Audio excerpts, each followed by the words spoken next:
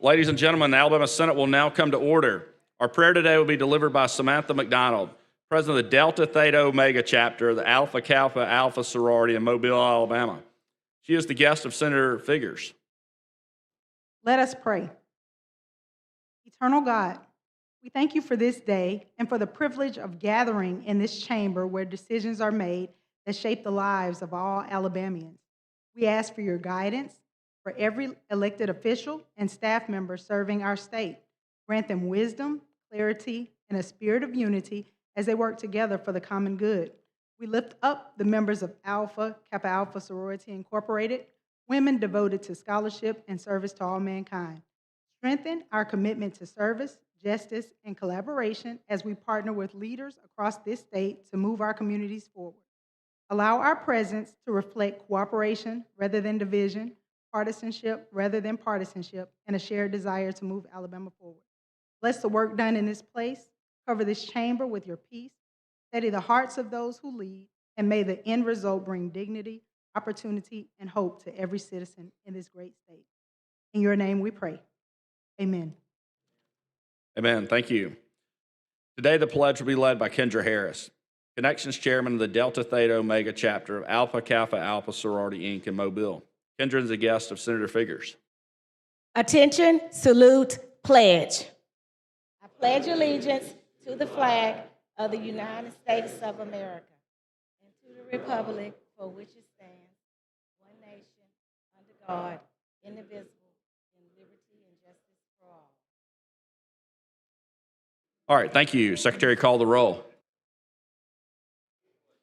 Mr. Albritton, Mr. Allen, Mr. Barfoot, Mr. Beasley, Mr. Bell, Mr. Butler, Mr. Carnley, Mr. Chambliss, Mr. Chasteen, Ms. Coleman Madison, Mr. Elliott, Ms. Figures, Mr. Gavan, Mr. Gudger, Mr. Hatcher, Mr. Hovey, Mr. Jones, Mr. Kelly, Mr. Kitchens, Mr. Livingston, Mr. Milson, Mr. Orr, Mr. Price, Mr. Roberts, Mr. Sessions, Mr. Shellnut, Mr. Singleton, Mr. Smithman, Mr. Stewart, Mr. Stutz, Mr. Wagner, Ms. Weaver, Mr. Williams, Mr. Woods.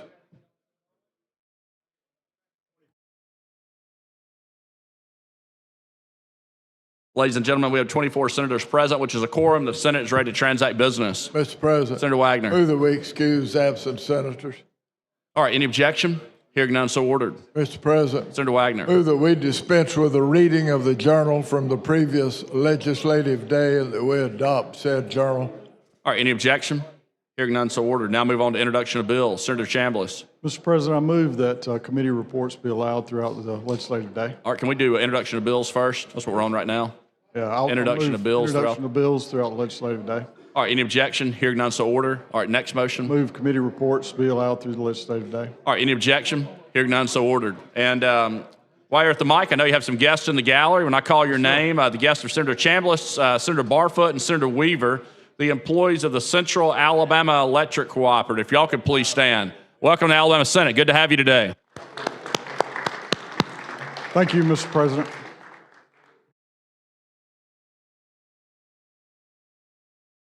Senator Smotherman, good morning. Good morning, Mr. President. How you doing? I'm good. Good. Is this an appropriate moment for me to request a moment of personal privilege? You're recognized. Thank you very much. First, I just want to say to these ladies, if I may, it's glad to have y'all with us. You know, hey, we're glad you all to be able to do all that you can, but I want you to know you're looking at a good alpha man. Good to see y'all. Today, members, I need y'all attention now. I need your attention. Today, we're going to have our moments of Black history. So I'm going to share some of these moments of history with you.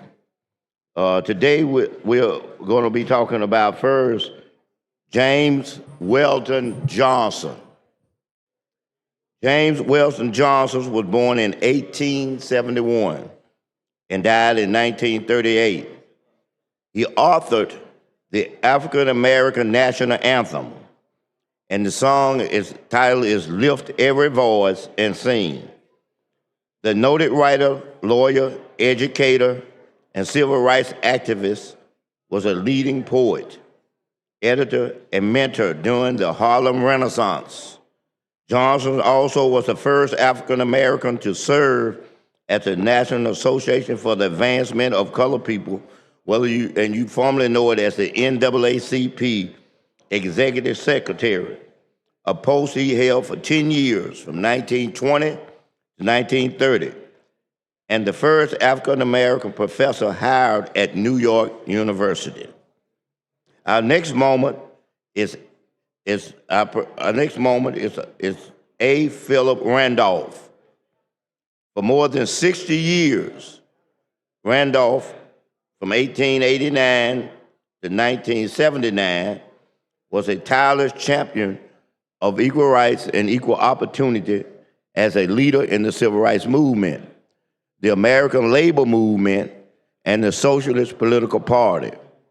He organized and led the Brotherhood of Sleeping Car Porters, achieving the first union contract signed by an employer and an African-American labor union. He also was a key organizer of the historic 1963 March on Washington for Jobs and Freedom. Our next person is Jan E. Mazeller.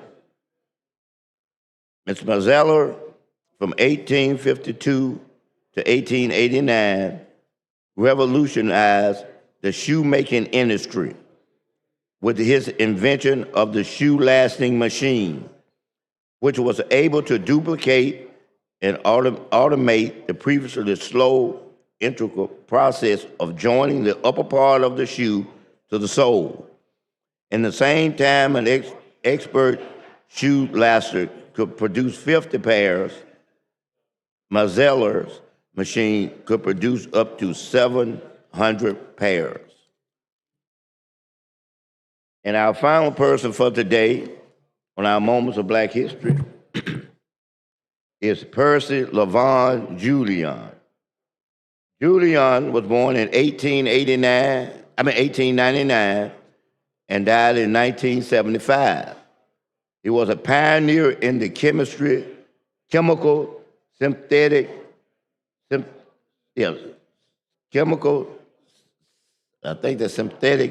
or mechanical or medical drugs from plants.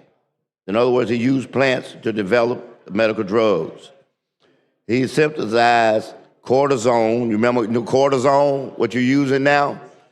Cortisone for arthritis, a drug for glaucoma and the hormonal drugs as well.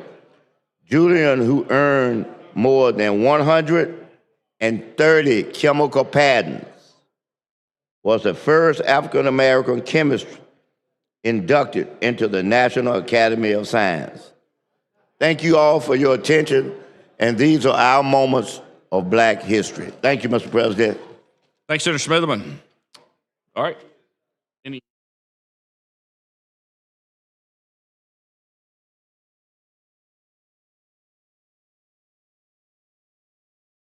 All right, we've already done the introduction of bills, then move on to House messages. We've got 2 House messages, I believe.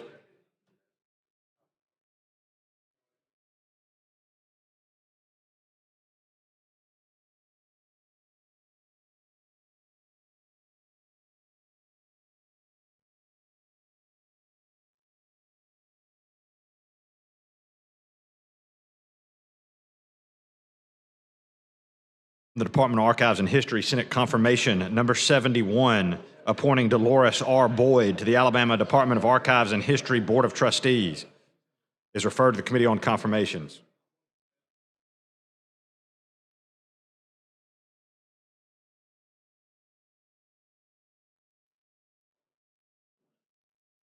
From the Department of Archives and History, Senate Confirmation number 72, appointing Magella Chube Hamilton to the Alabama Department of Archives and History Board of Trustees is referred to the Committee on Confirmations.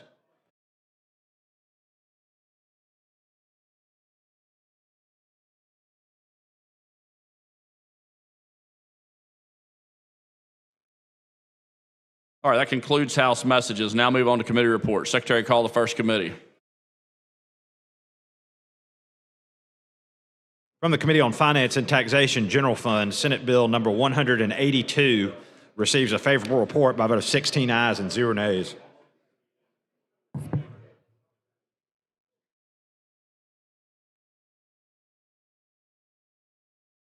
From the Committee on Finance and Taxation, General Fund, Senate Bill number 251 receives a favorable report with one amendment by a vote of 16 ayes and 0 nays.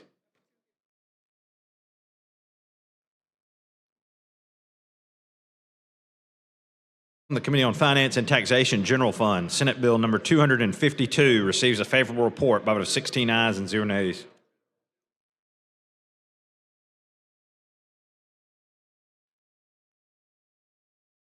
From the Committee on Finance and Taxation, General Fund, House Bill number 74 receives a favorable report by a vote of 16 ayes and 0 nays.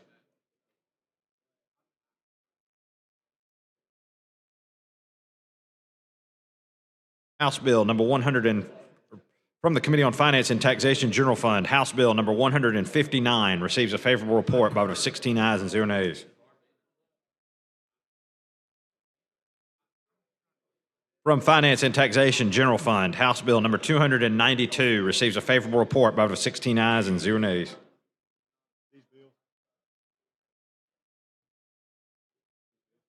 These bills received a second read and be placed on the calendar for next legislative day. Secretary, called next committee.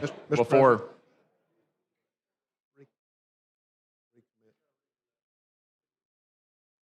All right, Senator Sessions. Mr. President, I have a bill I'd like to recommit. All right, any objection? Hearing none, so ordered.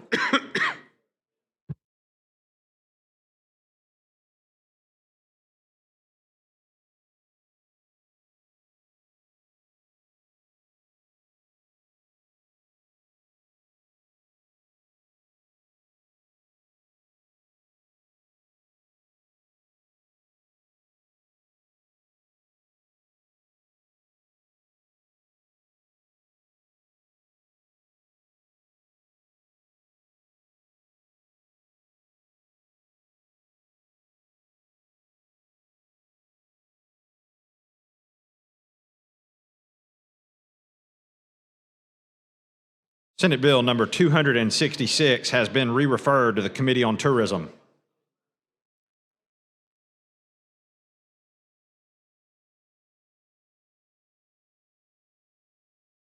Yeah, Secretary, called next committee.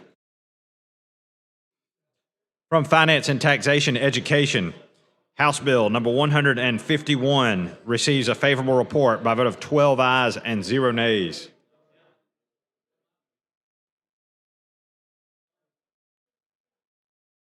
From Finance and Taxation, Education, House Bill number 152 receives a favorable report by a vote of 11 ayes, 2 nays, and 2 abstentions.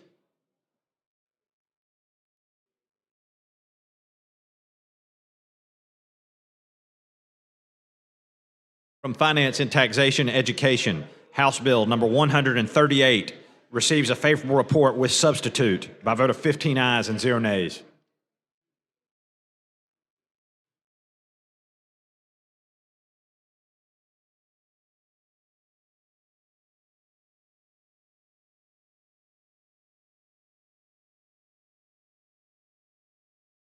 From Finance and Taxation, Education, Senate Bill number 221 receives a favorable report by a vote of 15 ayes and 0 nays.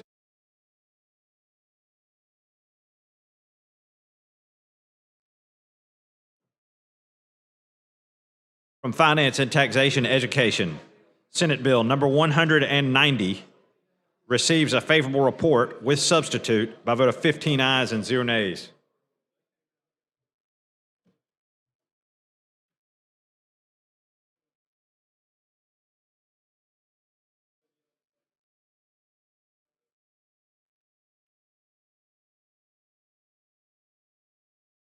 From Finance and Taxation Education, Senate Bill number 69 receives a favorable report by a vote of 15 ayes and 0 nays.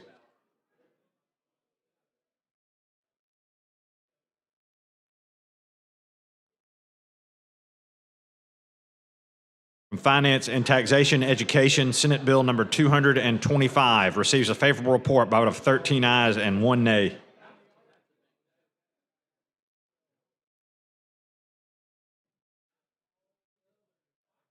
From Finance and Taxation Education, Senate Bill number 272 receives a favorable report by a vote of 13 ayes and 0 nays. These bills received a second read and be placed on the calendar for next legislative day. Secretary called next committee.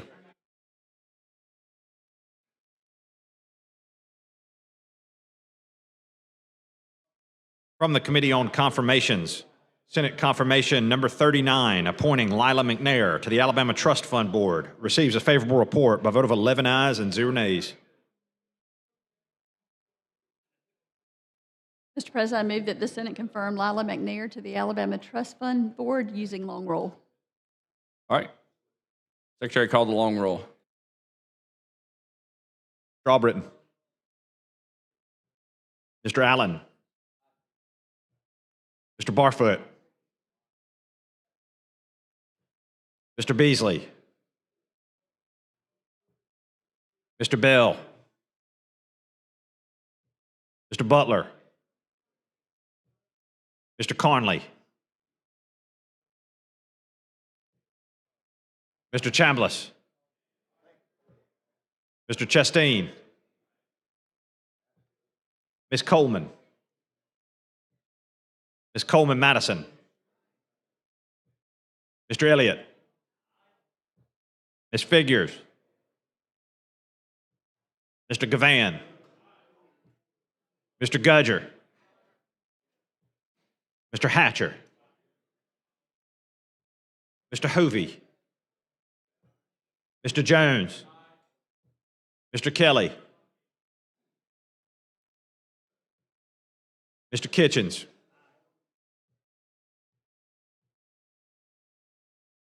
Mr. Livingston. Mr. Milson. Mr. Orr. Mr. Price. Mr. Roberts. Mr. Sessions. Mr. Shellnut.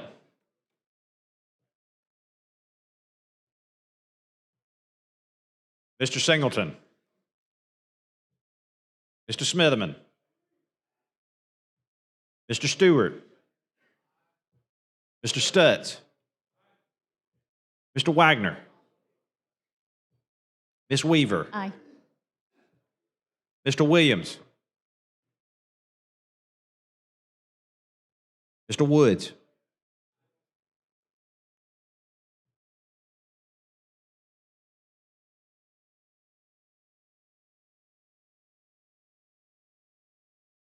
Twenty-six ayes, 0 nays. Lila McNair is confirmed. Secretary called next confirmation.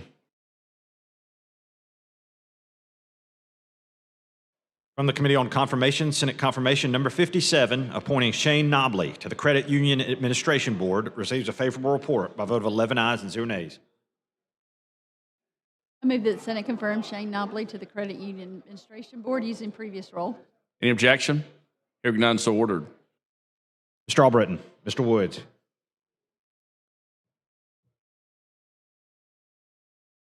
Twenty-eight ayes, 0 nays. Shane Nobley is confirmed. Secretary called next confirmation.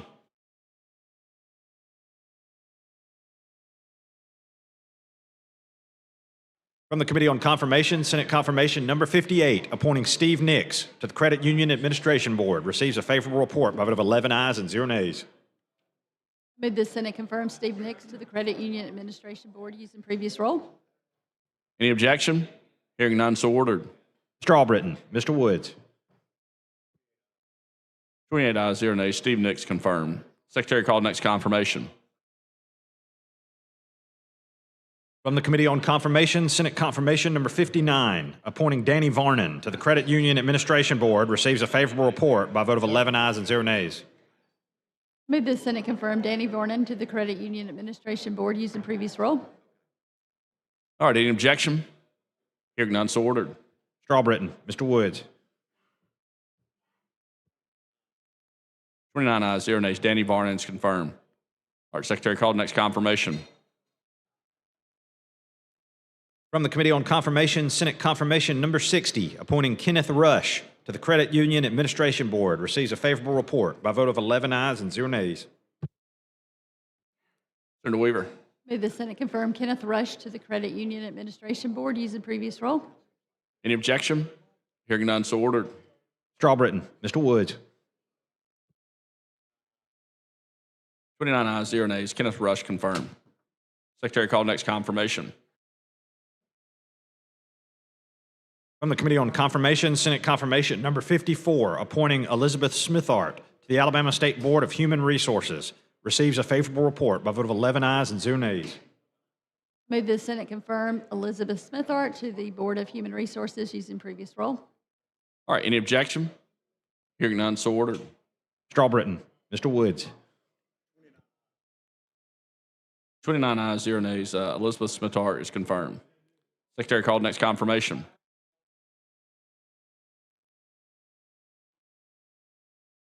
From the Committee on Confirmation, Senate Confirmation Number 55, appointing Leslie Sanders to the Alabama State Board of Human Resources, receives a favorable report by a vote of 11 ayes and 0 nays.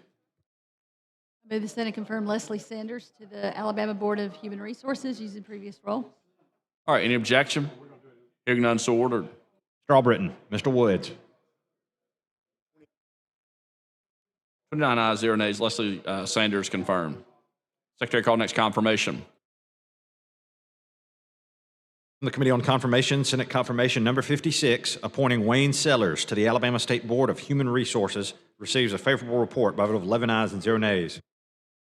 Move the Senate confirm Wayne Sellers to the Alabama Board of Human Resources using previous role. All right, any objection? Hearing none, so ordered. Strawbritton. Mr. Woods. 29 ayes, 0 nays. Wayne Sellers confirmed. All right, and that concludes the confirmations. Senator Mr. Orr, President, may I take a moment of personal privilege, please? you're recognized. Thank you, Mr. President. Hey, members, I got two things for you I want you to be aware of, and I'm going to get a page. I thought I was going to get a page, but they all left the building, I guess. They're gone. So I'll bring it around to you. I've got two things. Number one is one of the things we've done in the budget is establish through the Arts Council an art competition for students in every House and Senate district, and I want you to be aware of that, and this has information on that. And then you should have received via email late last week from Dalton about the grants we have for the 250th for your communities. So if you want to make sure you know this, and because I don't want you to come complaining if you don't get a grant or didn't hear about the grant. So if you're not email savvy, here it is on paper. So I'll get a page to bring this around again if I can find Rosalind and scare. Hey, Alfred, all right. You're my man. Thank you, Alfred. Thank you, Mr. President. All right, Senator Figures. Thank you, Mr. President. Are we in recess so that I can present? Yeah, do you want to make a motion? Yes, I recess make at a call of the motion chair? that we recess at the call of the chair, please. All right, all those in favor say aye. Any opposed? All right, we stand in recess, call of the chair.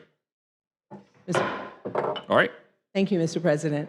Today is what we call AKA Day, which is Alpha Kappa Alpha Sorority Incorporated Day here at the Capitol. We are painting Montgomery in pink and green, and some of my sorority sisters are up in the gallery. You see all of the pink and green there. And it is just a distinct honor, pleasure, and privilege for me to present our wonderful, awesome regional director, Dr. Tracy Morant Adams. Dr. Adams. Dr. Adams, before we turn the microphone over to you, and I want to present you with a resolution. Actually, Representative Barbara Boyd, who is also a great Alpha Kappa Alpha woman, we are going to present this resolution to you. It is our honor. We would not take any of your time by reading the whole resolution, but we want you to know we just really appreciate your leadership and also Representative Penny McClammy from the House. We want to present this to you because you have been such an awesome, extraordinary regional director. And we just thank you and we love you for the leadership that you have shown us. You have definitely lived up to service to all mankind for all of us. And we are so proud of you. And we just wish you much success and higher goals to go. God bless you. The mic is yours. Thank you so very much, Senator Figurs. To our Lieutenant Governor, who was when we were in Leadership Alabama together. It's good to see you, Mr. Lieutenant Governor. To this august body, and certainly to Senator Figurs, who is a very well-known and dynamic member of our beloved organization. On behalf of the almost 14,000 members of the Southeastern region, which is one of 10 regions in all of Alpha Kappa Alpha, we accept this. We thank you so very much. Our duty is to be advocates for others. For 118 years, we have focused on service to others. And so thank you so very much for allowing us to greet you today. Thank you for championing things to support our communities. And we are here as advocates to support you in that cause. Thank you so very much again.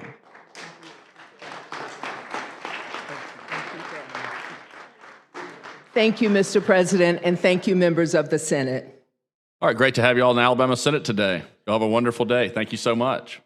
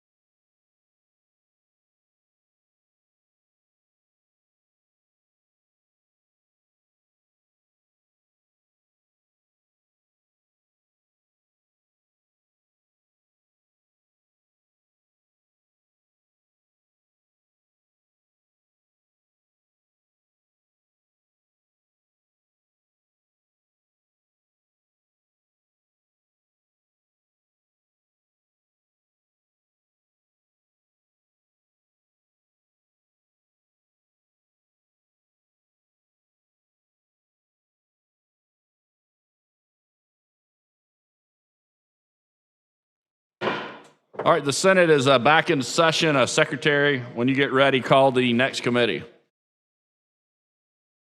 From the Judiciary Committee, Senate Bill number 254 receives a favorable report by a vote of 11 ayes, 1 nay, and 1 abstention. From the Judiciary Committee, House Bill number 254 receives a favorable report by a vote of 13 ayes and 0 nays.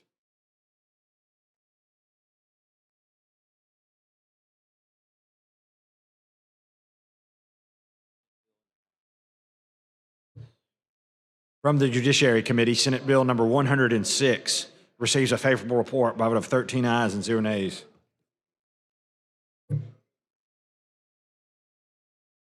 From the Judiciary Committee, Senate Bill number 83 receives a favorable report with 1 amendment by a vote of 13 ayes and 0 nays.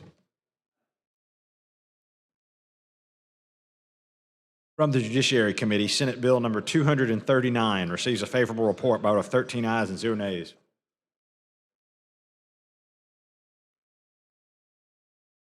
From the Judiciary Committee, Senate Bill number 255 receives a favorable report by a vote of 10 ayes and 2 nays.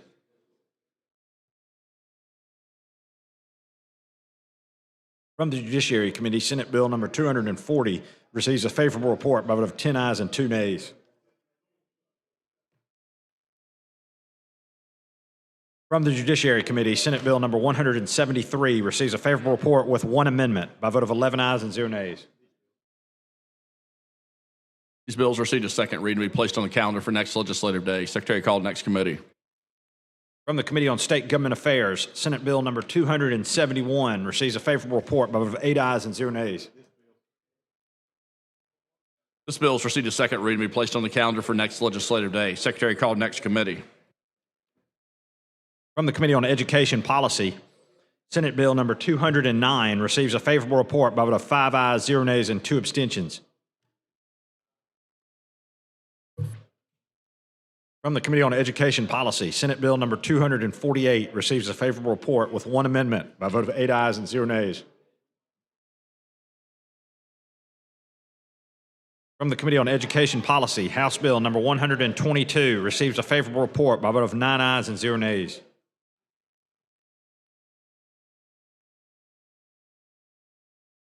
From Education Policy, Senate Bill number 99 receives a favorable report by a vote of 8 ayes, 0 nays, and 1 abstention.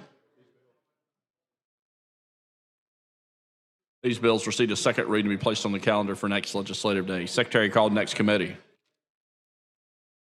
From Agriculture, Conservation, and Forestry, Senate Bill number 85 receives a favorable report with substitute by a vote of 13 ayes and 0 nays. From Agriculture, Conservation, and Forestry, Senate Bill number 263 receives a favorable report with substitute by a vote of 13 ayes and 0 nays.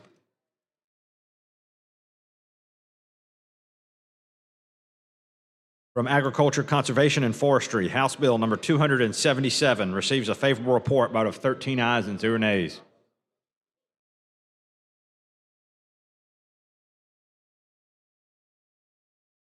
From Agriculture, Conservation, and Forestry, House Bill number 267 receives a favorable report by a vote of 13 ayes and 0 nays.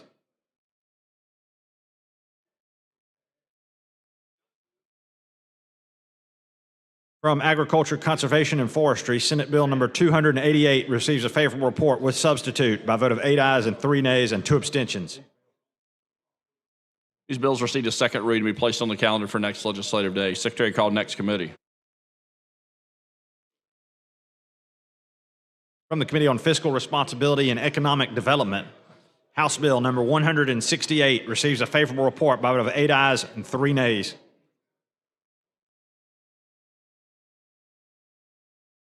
From Fiscal Responsibility and Economic Development, Senate Bill number 270 receives a favorable report by a vote of 12 ayes and 0 nays. From Fiscal Responsibility and Economic Development, Senate Bill number 265 receives a favorable report with 1 amendment by a vote of 13 ayes and 0 nays.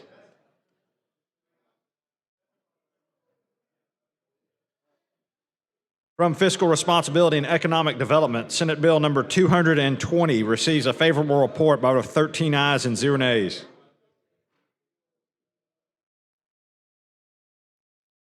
From Fiscal Responsibility and Economic Development, Senate Bill number 242 receives a favorable report by a vote of 14 ayes and 0 nays.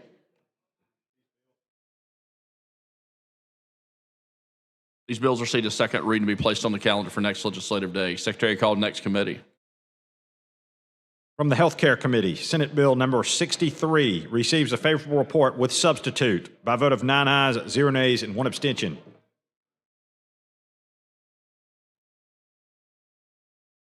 From the Healthcare Committee, House Bill number 156 receives a favorable report by a vote of 9 ayes and 0 nays. From the Healthcare Committee, House Bill number 289 receives a favorable report by a vote of 9 ayes, 1 nay, and 1 abstention.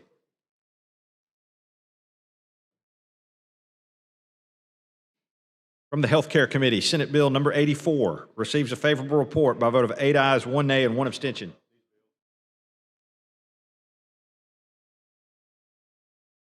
These bills received a second reading to be placed on the calendar for next legislative day. Secretary called next committee.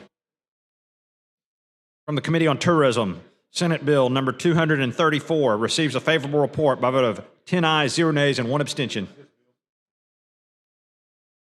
This bill has received a second reading to be placed on the calendar for next legislative day. Secretary called next committee. From the Committee on Veterans and Military Affairs, House Bill number 33 receives a favorable report by a vote of 6 ayes and 0 nays. From Veterans and Military Affairs, House Bill number 35 receives a favorable report by a vote of 6 ayes and 0 nays.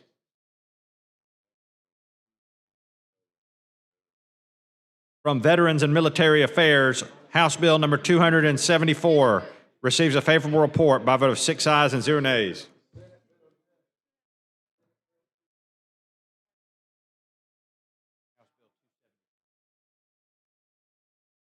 From Veterans and Military Affairs, House Bill number 56 receives a favorable report by a vote of 5 ayes and 0 nays. From Veterans and Military Affairs, House Bill number 287 receives a favorable report by a vote of 6 ayes and 0 nays.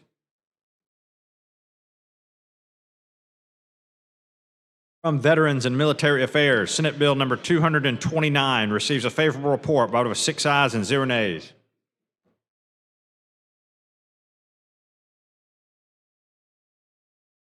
From Veterans and Military Affairs, Senate Bill number 201 receives a favorable report with 1 amendment by a vote of 6 ayes and 0 nays.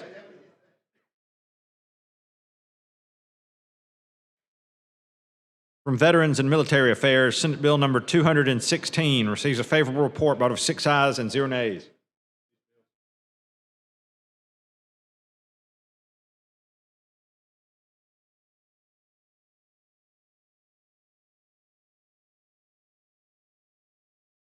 From Local Legislation, Shelby County, Senate Bill number 275 receives a favorable report by a vote of 4 ayes and 0 nays.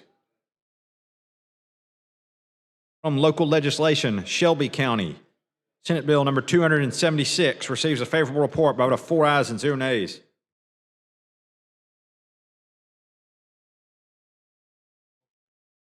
These bills received a second reading to be placed on the calendar for next legislative day. This concludes committee reports. Now move on to motions and resolutions.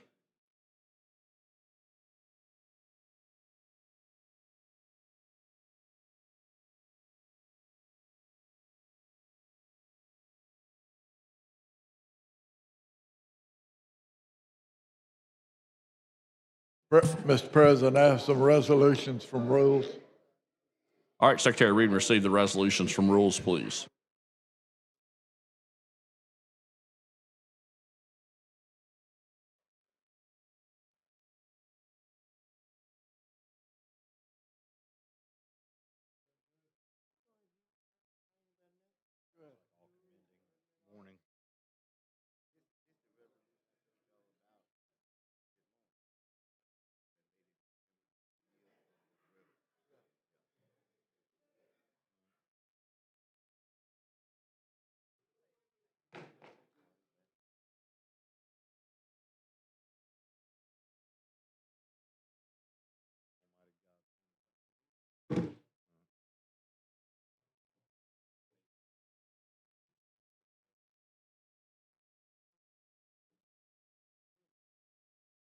From the Committee on Rules, House Joint Resolution number 14, mourning the death of Ella Cobbs Cook. Also, House Joint Resolution number 37, mourning the death of Hannibal McNeil Gibson Jr. And also, House Joint Resolution number 33, commending Dr. Leon Frazier. Also, House Joint Resolution number 38, commending Dr. Lloyd Walker. Also, House Joint Resolution number 39, commending the General Federation of Women's Clubs of Alabama and President Becky Vissant. Also, House Joint Resolution number 42, commending the City of Florence Audrey Nelson Community Development Award. Also, House Joint Resolution number 46, commending Kathy Waller McGowan. And also, House Joint Resolution number 50, commending Taiwan's relations with the United States and the state of Alabama, receive a favorable report. Mr. President, move adoption of these resolutions. All right, all those in favor say aye. Aye. Any opposed? Resolution's adopted. Mr. President, I have a resolution. All right, Secretary, read and receive the resolution.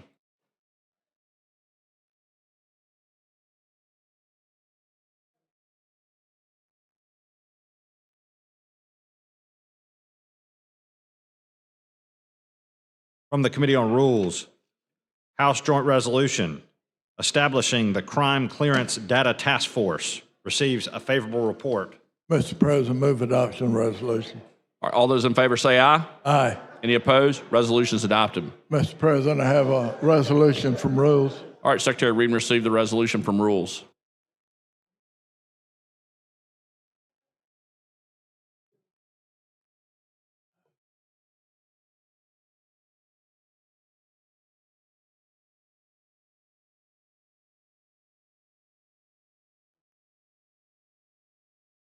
From the Committee on Rules, House Joint Resolution number 53, seeking Almighty God's hand of ever-present mercy and healing on Alabama, receives a favorable report. Mr. President, move adoption of the resolution. All right, all those in favor say aye. Aye. Any opposed? Resolution is adopted. Mr. President, I have a resolution from Rules. All right, Secretary, read and receive the resolution. There is an amendment to this resolution.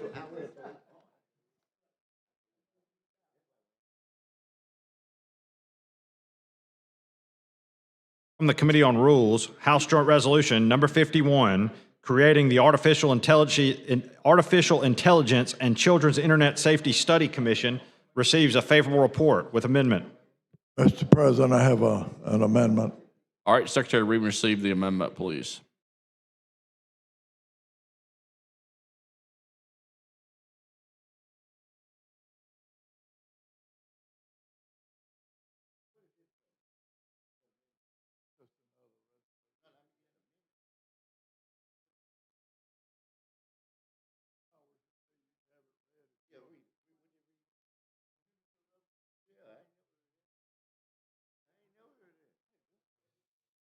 Amendment.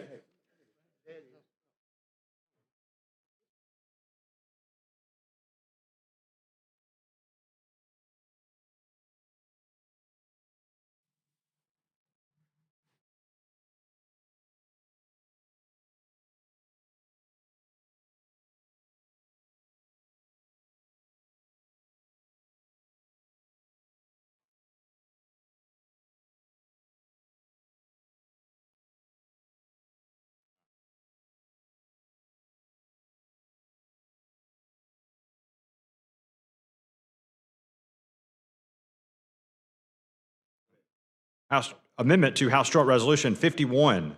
Replace line 47 on page 2 with the following. One member appointed by TechNet, one member appointed by the Lieutenant Governor, and one member appointed by the Alabama Broadcaster Association.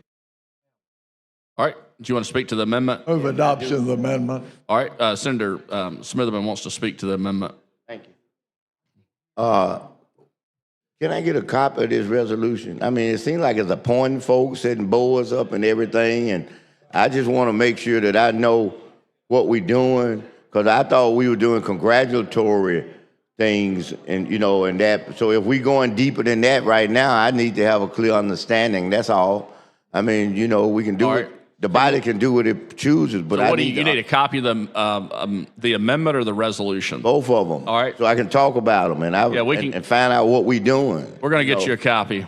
That's all. I'm not trying to kill it or anything, but I sure want to know what I'm voting on. And I want to, and I'll say this up front, and I want to make sure that everybody's got an opportunity to be represented.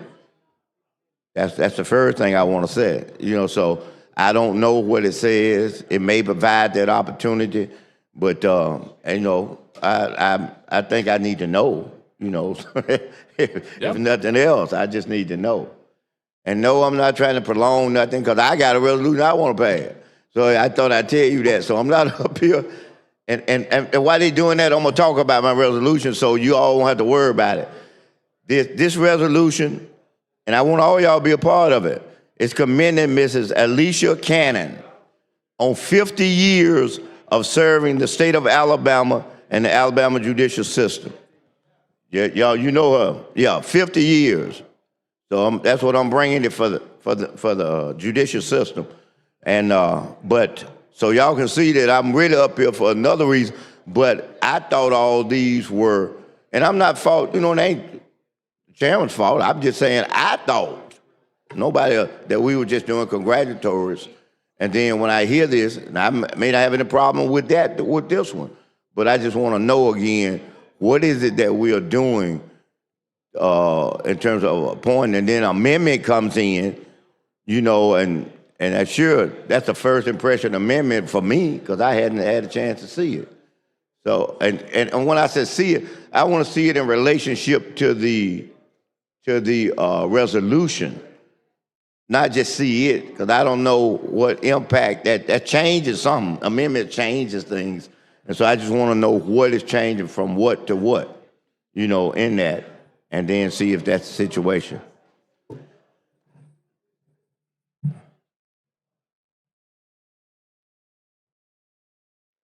Oh yeah, no problem. I'm just.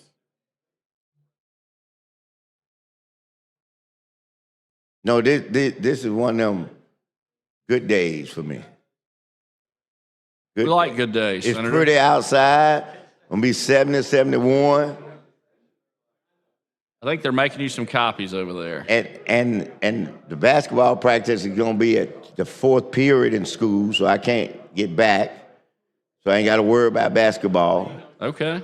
Boys or girls? Boys. Okay. You know, we in sub-region now. All right. Play Saturday. Did y'all win your area? Oh, we did. We split with Moody, and we played them at home. And they came in our gym talking about they were going to wax our head. And we ended up beating them by 22. So we did pretty good. And so Saturday we play the loser of St. Clair County in Lincoln. And I wanted to watch it last night, you know, on that high school channel. Yeah. So I set my computer all up to do it. But then, you know, we had all them events last night. Tuskegee, Tourism Committee, then the AKAs, those ladies, and it was one other one too, you know. Yeah. Yeah. We had one down there at Ravella's, at one of these universities. I won't call no names, but I didn't go to that one. All right. I think we got you a copy now. Okay. I got the amendment. Now we're working on the you ain't want to staple it or nothing. Just hand it to me. Thank you. Thank you very much. So now, what I'm going to do, I guess I need to either read it from a time standpoint, because otherwise I'll just be standing here quietly. Okay, and I don't want to do that because I see the secretary like for this thing to be rolling. And so would you like to ask Marshall to read the amendment, and that gives you time to read it while he's reading it? Does that work? Yeah, I don't mind. I just if you want to make the motion. Yeah. All right, Secretary, read the resolution. Yeah.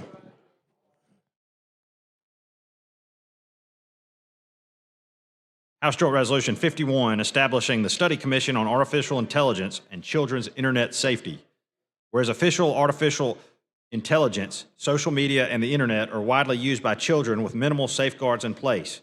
Whereas the rapid advancement of AI technology is changing how children learn and develop socially. Whereas AI continues to be deployed in new capacities across social media and the internet. Whereas there are valid concerns about potential misuse or unintended consequences of children's unfettered access to AI, social media, and the internet, especially without the development and implementation of safeguards to protect children. Whereas in 2025, all 50 states, Puerto Rico and the U.S. Virgin Islands and Washington, D.C. introduced AI legislation, and 38 states adopted or enacted AI legislation. Whereas it is in our best interest of the state of Alabama and its residents to examine how AI technologies, social media, and the internet can be made safer for children. Now, therefore, be it resolved by the legislature of Alabama, both houses thereof concurring, that there is created the Study Commission on Artificial Intelligence and Children's Internet Safety. The membership of the commission shall consist of the following: 2 members of the Senate appointed by the President pro tem of the Senate, and 1 member of the Senate appointed by the Minority Leader of the Senate. 2 members of the House of Representatives appointed by the Speaker of the House of Representatives, and 1 member of the House of Representatives appointed by the Minority Leader of the House of Representatives. The Attorney General or his or her designee, 1 member appointed by the Commissioner of the Department of Mental Health, 1 member appointed by the Voices of Alabama's Children, 1 member appointed by Alabama Cable and Broadband Association, 1 member appointed by TechNet. The appointing authority shall coordinate their appointments to assure the Study Commission membership is inclusive and reflects the racial, gender, geographic, urban, rural, and economic diversity of the state. The Study Commission shall have the following duties: study the effects of artificial intelligence, social media, and internet access and usage on children, investigate how other states are working to provide innovative ways to protect children's health and safety in the face of widespread artificial intelligence and social media, develop recommendations for potential legislations to address these and related issues in the state. As practicable, the Study Commission shall work with Alabama's congressional delegation and United States Department of Justice to coordinate efforts to these issues. The first meeting of the Study Commission shall be held no later than May the 1st, 2026. The Study Commission shall elect a chair and vice chair from among the membership. The commission may meet them, may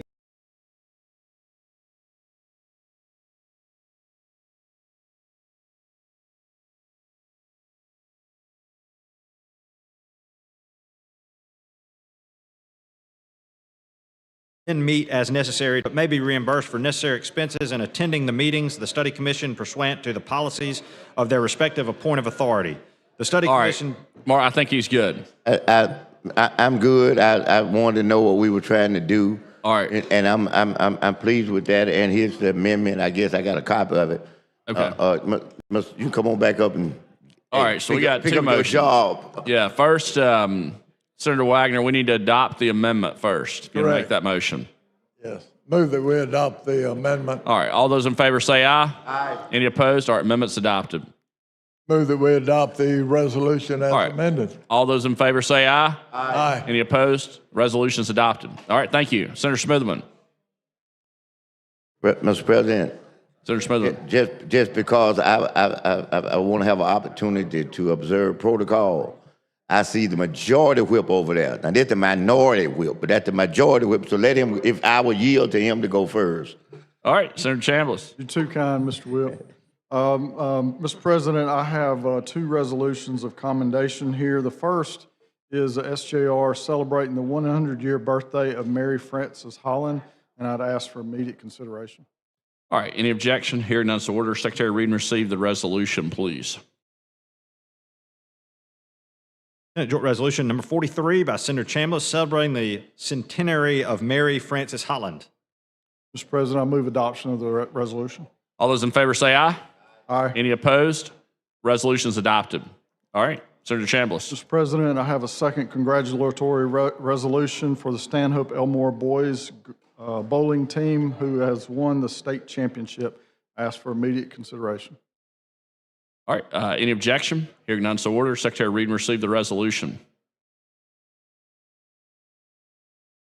Joint Resolution number 44 by Senator Chambliss congratulating the Stanhope Elmore boys bowling team for winning the Class 6A, 7A state championship. Mr. President, I move passage of the resolution. All right. All those in favor say aye. Any opposed? Resolution is adopted. Senator Thank you. Smitherman, did you know that Mr. bowling was a President, sport? Thank you, Mr. Whip. Thank you, Senator Chambliss. Say what, Mr. President? Did you know that bowling was a sport? I did. In fact, our team is up there in the top Okay. area. Yeah. All right. And you got a resolution too? Yes, sir. All right. Secretary, read and receive the resolution.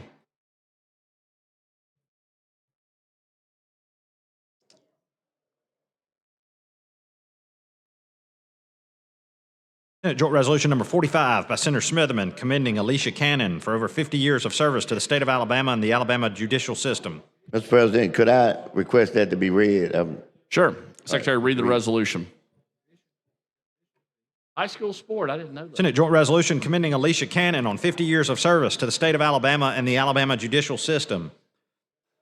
Whereas it is with the highest admiration and gratitude that we recognize Alicia Cannon for 50 years of faithful, distinguished, and impactful service to the state of Alabama and to the Alabama judicial system. Whereas Alicia Cannon is a graduate of G.W. Carver High School in Montgomery and later earned her degree from Alabama State University, laying the educational foundation for a lifetime of professional excellence and public service. Whereas on Friday, February the 27th, 1976, Alicia Cannon began her career in the Alabama court system as a clerk and stenographer with the Department of Court Management, entering state service during the early years of the development of Alabama's modern unified judicial system. Whereas shortly thereafter, she began what would become a long and distinguished tenure in the finance division of the Administrative Office of the Courts, serving as an account clerk and a purchasing agent, where her strong work ethic, attention to detail, and sound judgment quickly set her apart. Whereas through dedication and proven expertise, Alicia Cannon was elevated to the deputy purchasing agent and rose to serve as purchasing director for the Administrative Office of the Courts and ultimately advanced to the leadership role of assistant director of the AOC Finance Division. Whereas throughout her career, Alicia Cannon has demonstrated exceptional stewardship of public funds, earning a reputation for frugality, fairness, and careful oversight in purchasing, saving the state of Alabama significant resources while ensuring that courts across the state receive the equipment and support they needed to serve the public effectively. Whereas she has long been a trusted resource and friend to numerous chief justices and administrative directors of the courts and to countless judges, circuit clerks, and court administrators throughout Alabama, generously sharing her knowledge and experience and helping guide court financial and purchasing practices with professionalism, integrity, and a spirit of service. Whereas Alicia Cannon has also played a vital role in mentoring and developing staff with AOC, freely sharing her expertise, institutional knowledge, and practical wisdom with generations of employees. Whereas Alicia Cannon's 50-year career stands as a powerful testament to the value of dedicated public servants whose quiet leadership, decades of practical wisdom, and an unwavering commitment strengthen Alabama's courts and the administration of justice every day. Now, therefore, be it resolved by the legislature, both houses thereof concurring, that Alicia Cannon is highly honored and commended for 50 years of outstanding service to the state of Alabama and the Administrative Office of the Courts, and this resolution is offered to her in the deepest gratitude, respect, and appreciation for her lasting and continuing contributions to the Alabama's judicial system. Mr. President, I ask unanimous consent to immediately consider this resolution. All right, any objection? Hearing none, so ordered. And I would, at this time, like to move a passage of this resolution with the request that all senators be added to this resolution. All right, any objection on that? Hearing none, so ordered. Then all those in favor of passing the resolution say aye. Aye. Any opposed? Resolution's adopted. Thank you, Mr. President. Thanks, Senator Smitherman. Yes, sir. All right, any other motions or resolutions? All right, Secretary, call local bills, please.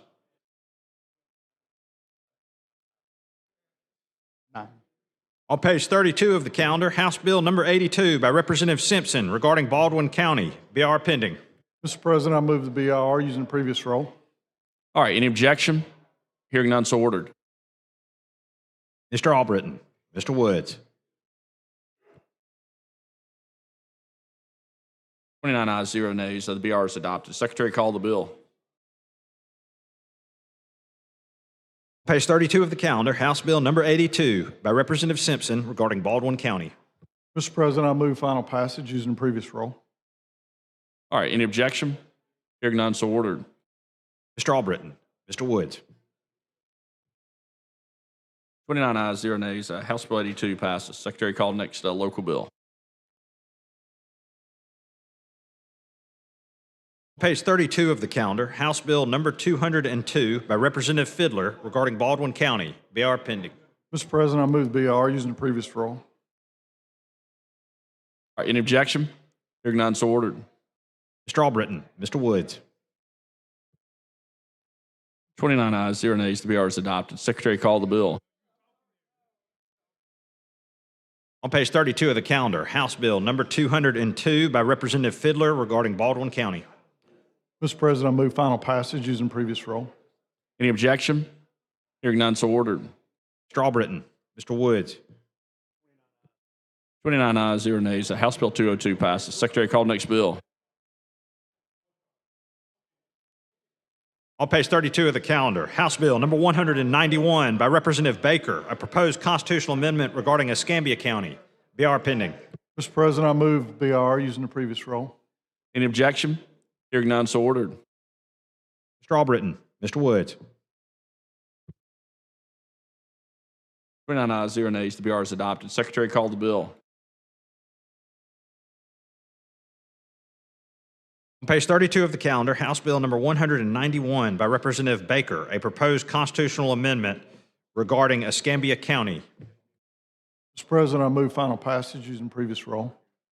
Any objection? Hearing none, so ordered. Mr. Albritton, Mr. Woods.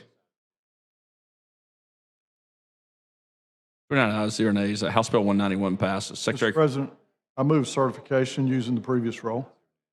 All right, any objection? Hearing none, so ordered. Mr. Albritton, Mr. Woods. 29 ayes, 0 nays. House Bill 191 passes. I'm sorry, certification resolutions adopted. Secretary, call next local bill.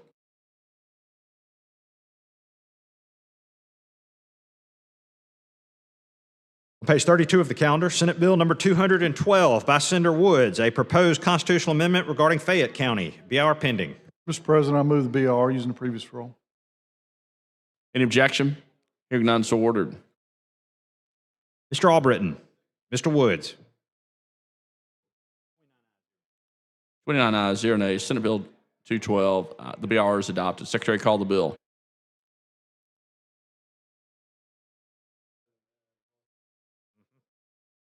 On page 32 of the calendar, Senate Bill number 212 by Senator Woods, a proposed constitutional amendment regarding Fayette County. Mr. President, I move final passage using previous roll. Any objection? Hearing none, so ordered. Mr. Albritton, Mr. Woods.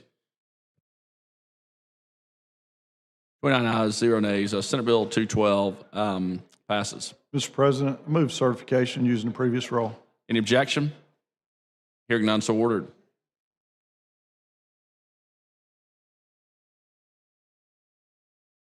Mr. Albritton, Mr. Woods. 29 ayes, 0 nays. The certification resolutions adopted. Secretary, call next bill.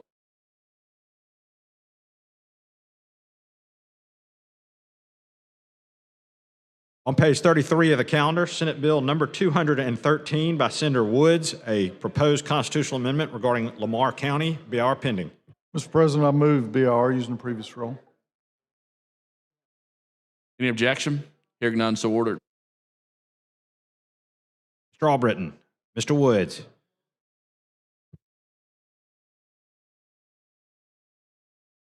29 ayes, 0 nays. The BR is adopted. Secretary, call the bill.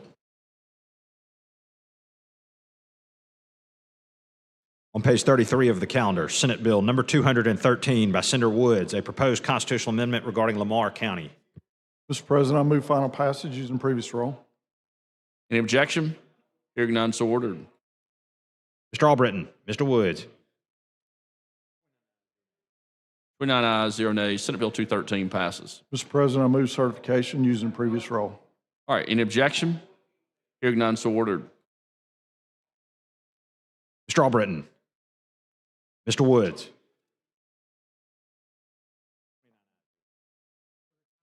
29 ayes, 0 nays. Senate Bill 213, the certification resolutions adopted. Secretary, call next local bill.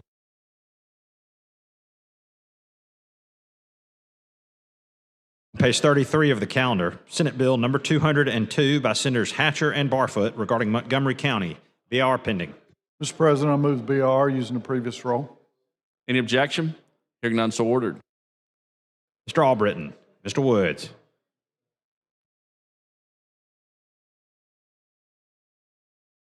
29 ayes, 0 nays. The BR is adopted. Secretary, call the bill.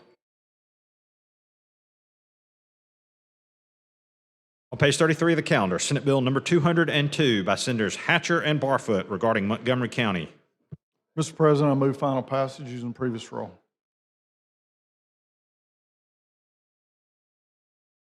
Any objection? Hearing none, so ordered. Mr. Albritton, Mr. Woods. 29 ayes, 0 nays. Senate Bill 202 passes. Secretary, call next local bill.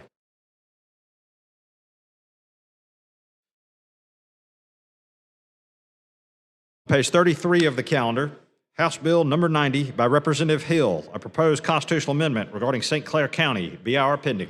Mr. President, I move the BR using the previous rule. Any objection?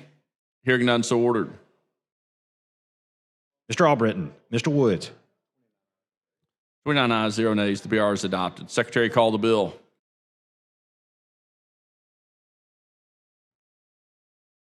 On page 33 of the calendar, House Bill number 90 by Representative Hill, a proposed constitutional amendment regarding St. Clair County.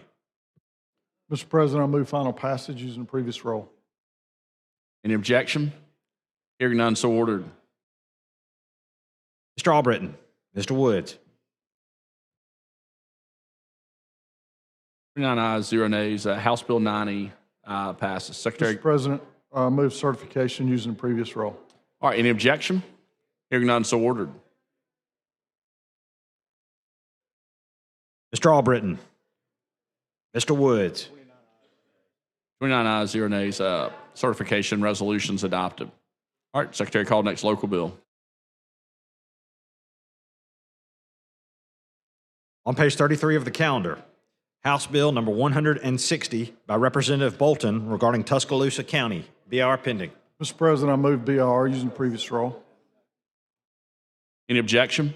Hearing none, so ordered. Mr. Albritton, Mr. Woods.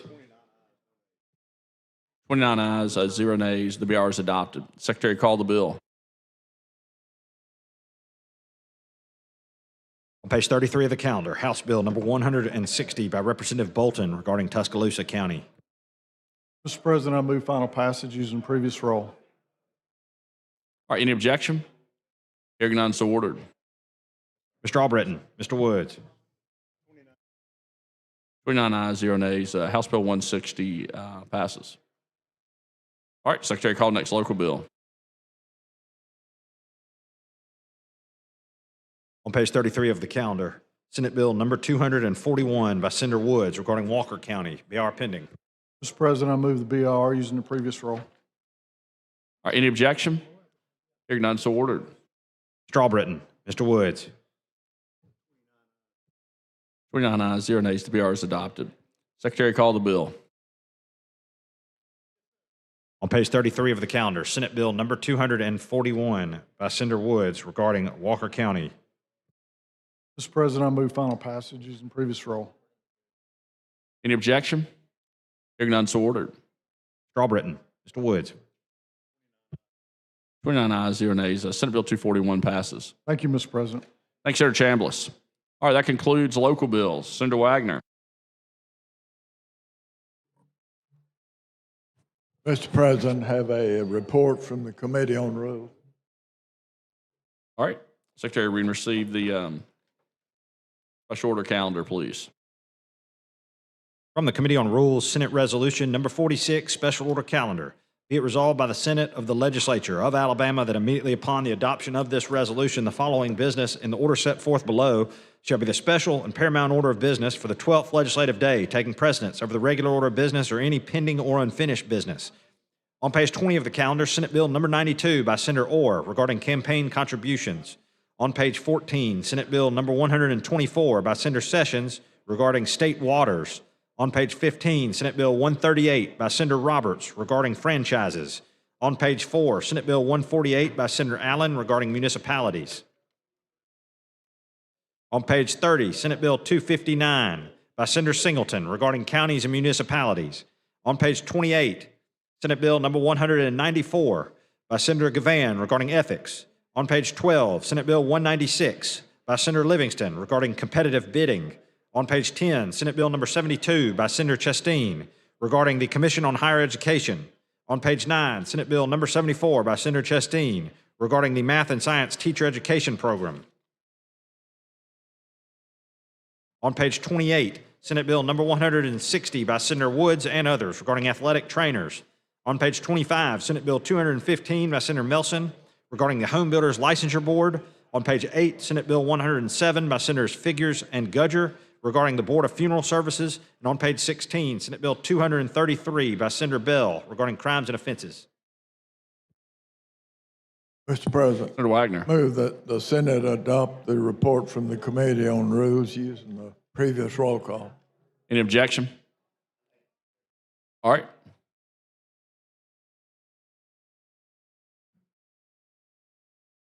I'm going.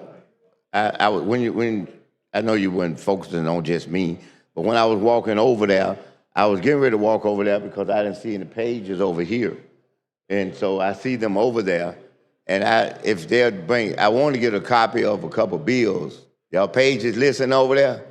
I'm gonna give you. They're on top of it.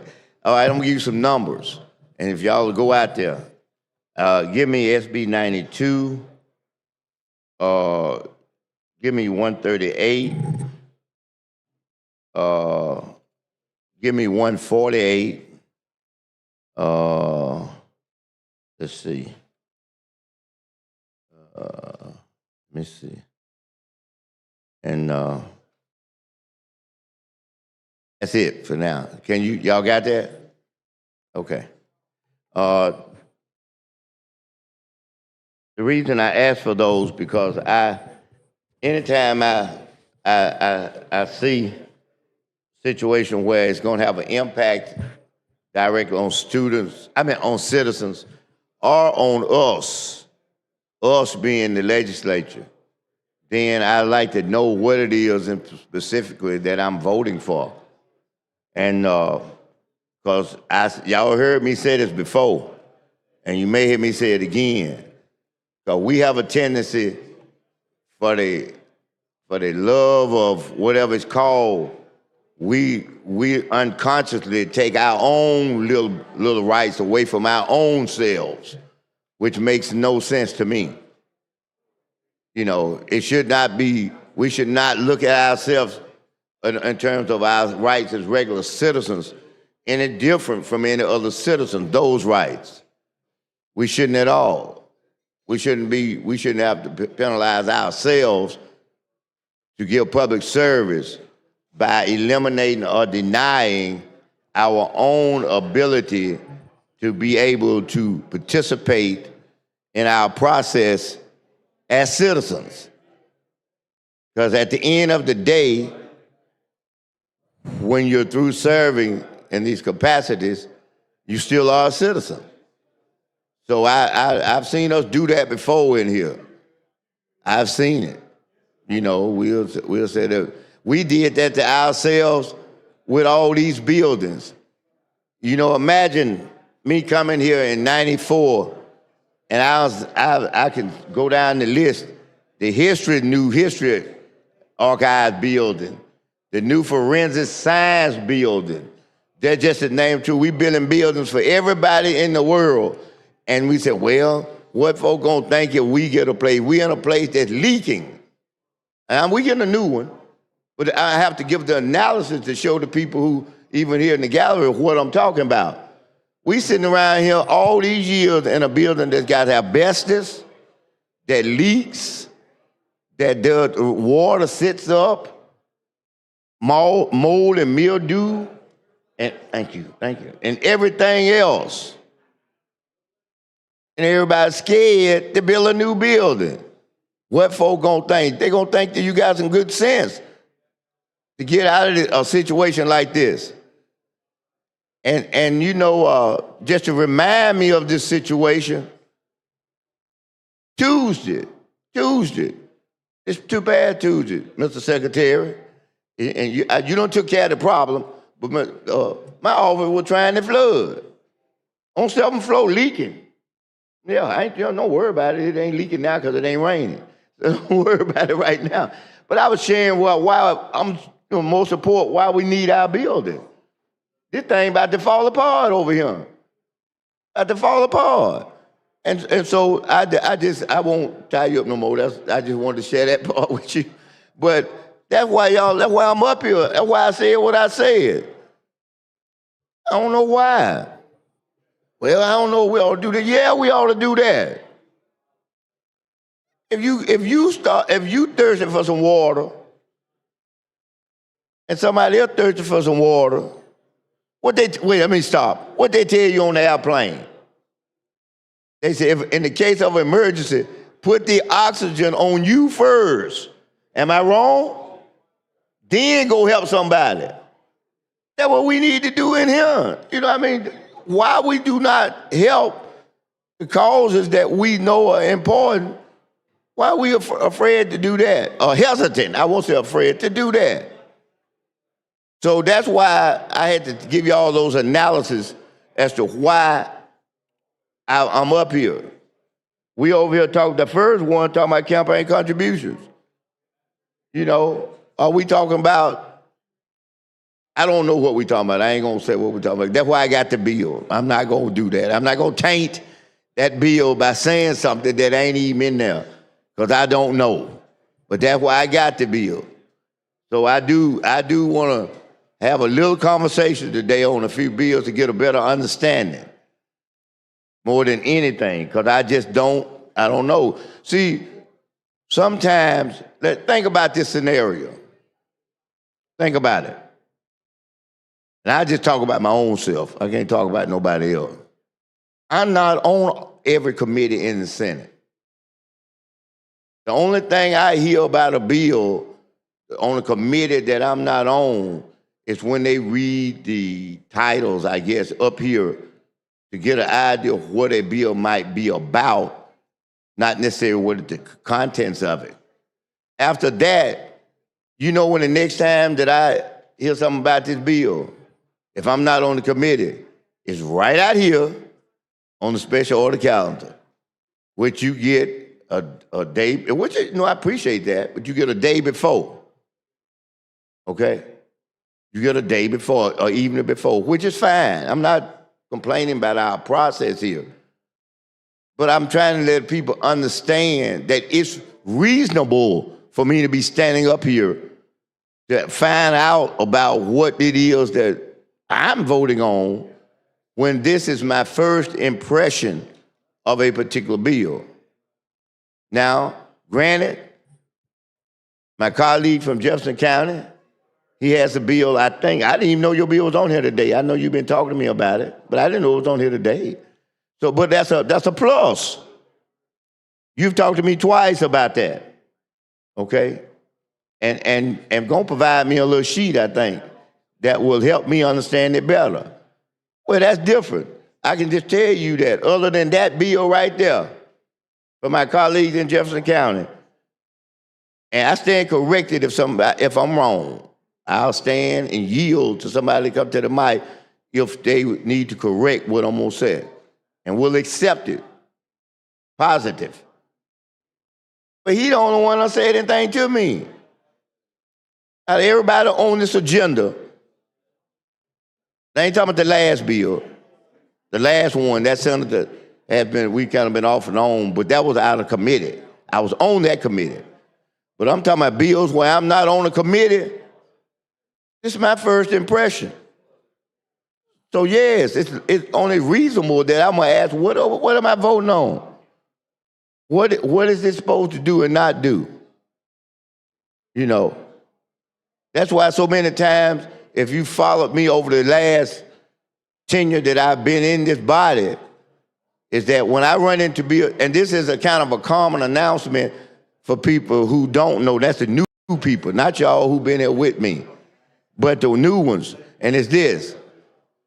If you're gonna bring up some bill in first impression, and you finna have an impact directly on Senate District 18, my first request is, let's get an amendment and get me out of it. Take me all the way out your bill.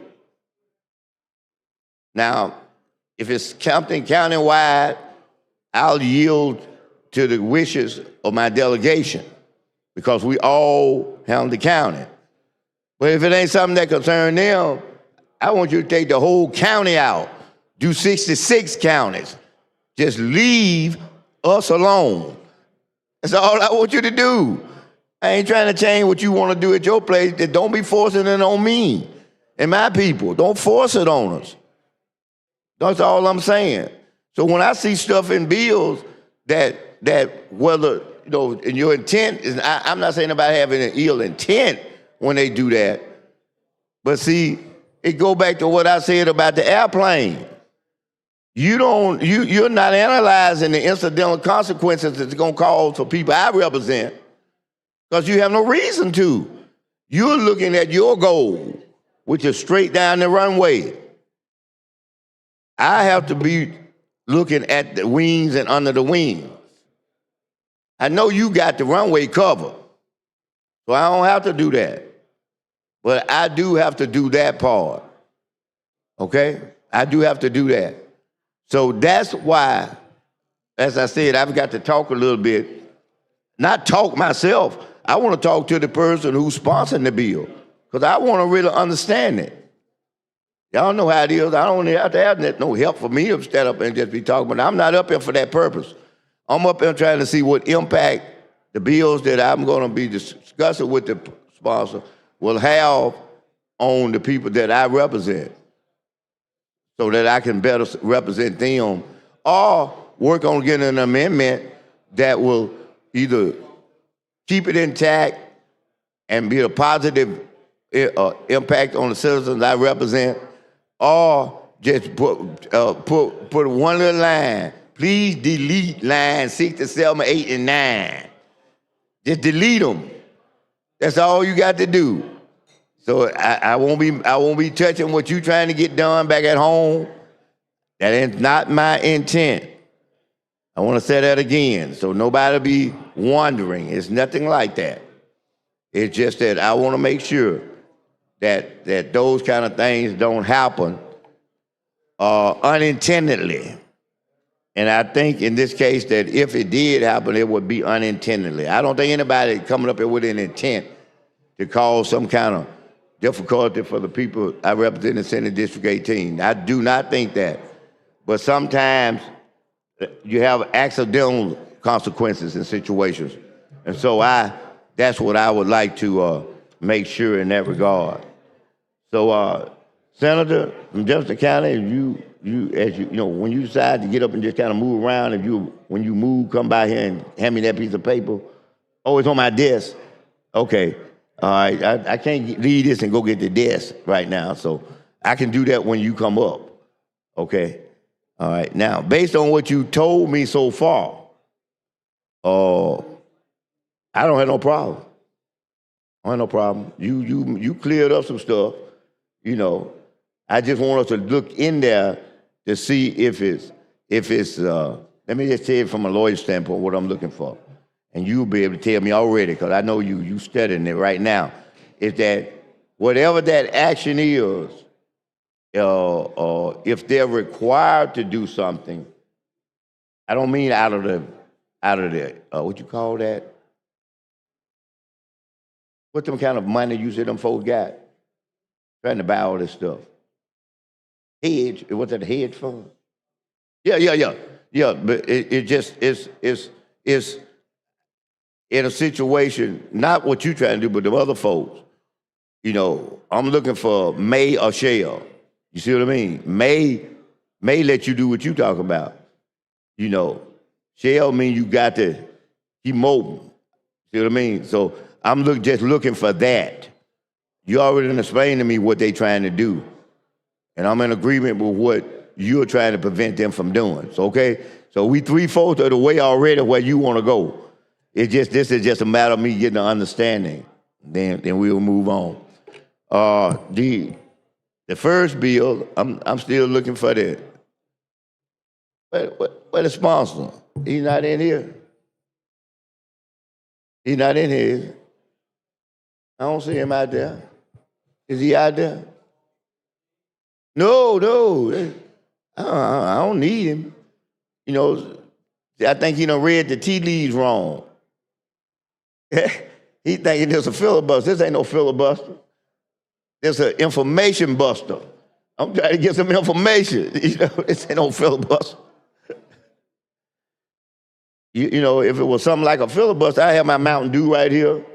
I had the Milky Ways that y'all got me right here. And I had a little water right here. That's what when you don't see that, that ain't what it is. Y'all know I'm predictable. Y'all know that. I ain't never been unpredictable. I just, you know, and so you can rest assured that there's nothing like that happening right now. Oh, if he's ready to work on the bill, I am. Yeah, I'm ready to move on to work on the bill if that's what he want to do. I'm not trying to hold his bill up. I want him to explain to me. I want to understand it though. But let me see. Let me look at the one let me look at that. Let me see. Oh yeah, here it is. Why he coming? I'm gonna talk about the bill. How much time do I have on the 3 minutes? Okay. All right. They said that this bill would, I'm gonna just read the bill then, and then when we have a vote, I may have to come back and finish. And I'm gonna ask for previous rolls, so we're not gonna have no long roll, none of that. Like I told y'all, I'm not trying to do that. This bill would prohibit a principal campaign committee, political action committee, a political party from accepting campaign contributions made with a credit card via the internet unless the contribution provides the credit card verification value or code and the billing address associated with the credit card is located in the United States. Oh, I see already where he's coming from. All I got to do is read that. Is located in the United States with exceptions made for contributions from U.S. citizens located outside the United States in certain circumstances. How we gonna know? How we gonna know? And I'm not gonna keep you long. I want you to know that. And I'm gonna tell you why. We ain't ready yet because we ain't voted for the calendar yet. But I'm not gonna keep you long at all. You know why? Tell me why. Because you ever heard this song by you ever know the Isley Brothers? Do I? Isley Brothers are musicians. Yeah. Okay, well, they got a song in there that fits where I see you are now. You know what that is? Mm-hmm. With these budgets and stuff, you got work to do. Remember that song said, I got work to do? See, so, yeah, you got work to do, so I ain't gonna keep you out here long. I want you to know that. Right. No, your time is valuable. So you're asking to answer your question, it's down at the 45 and 46 lines there where it's where they register to vote. That's how you would determine what their address is in the U.S.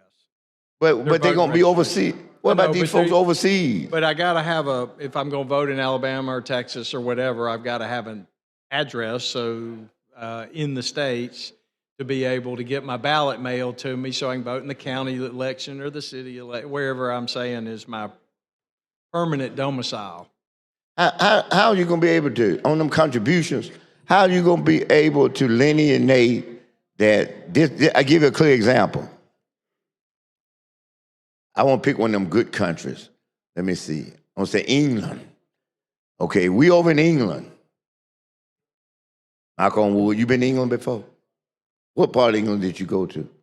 All over. You went all over. You went to London? The north, yep. London. Did you go to Cambridge? Mm-hmm. Did you like Cambridge? Yeah. You know, that's what's out there. That's that Ghostbuster movie, The Castle. Remember? Senator, your time's expired. Okay, well, move for adoption of the you want to use short special roll? Short roll. All right, any objection? Hearing none, so ordered. Mr. Albritton, Mr. Woods. Oh, that's right. They got to call it up. Got to call your bill up. All right, 29 ayes, 0 nays. Special order calendar is adopted. Secretary, call the first bill. On page 20 of the calendar, Senate Bill number 92 by Senator Orr regarding campaign contributions. BIR pending.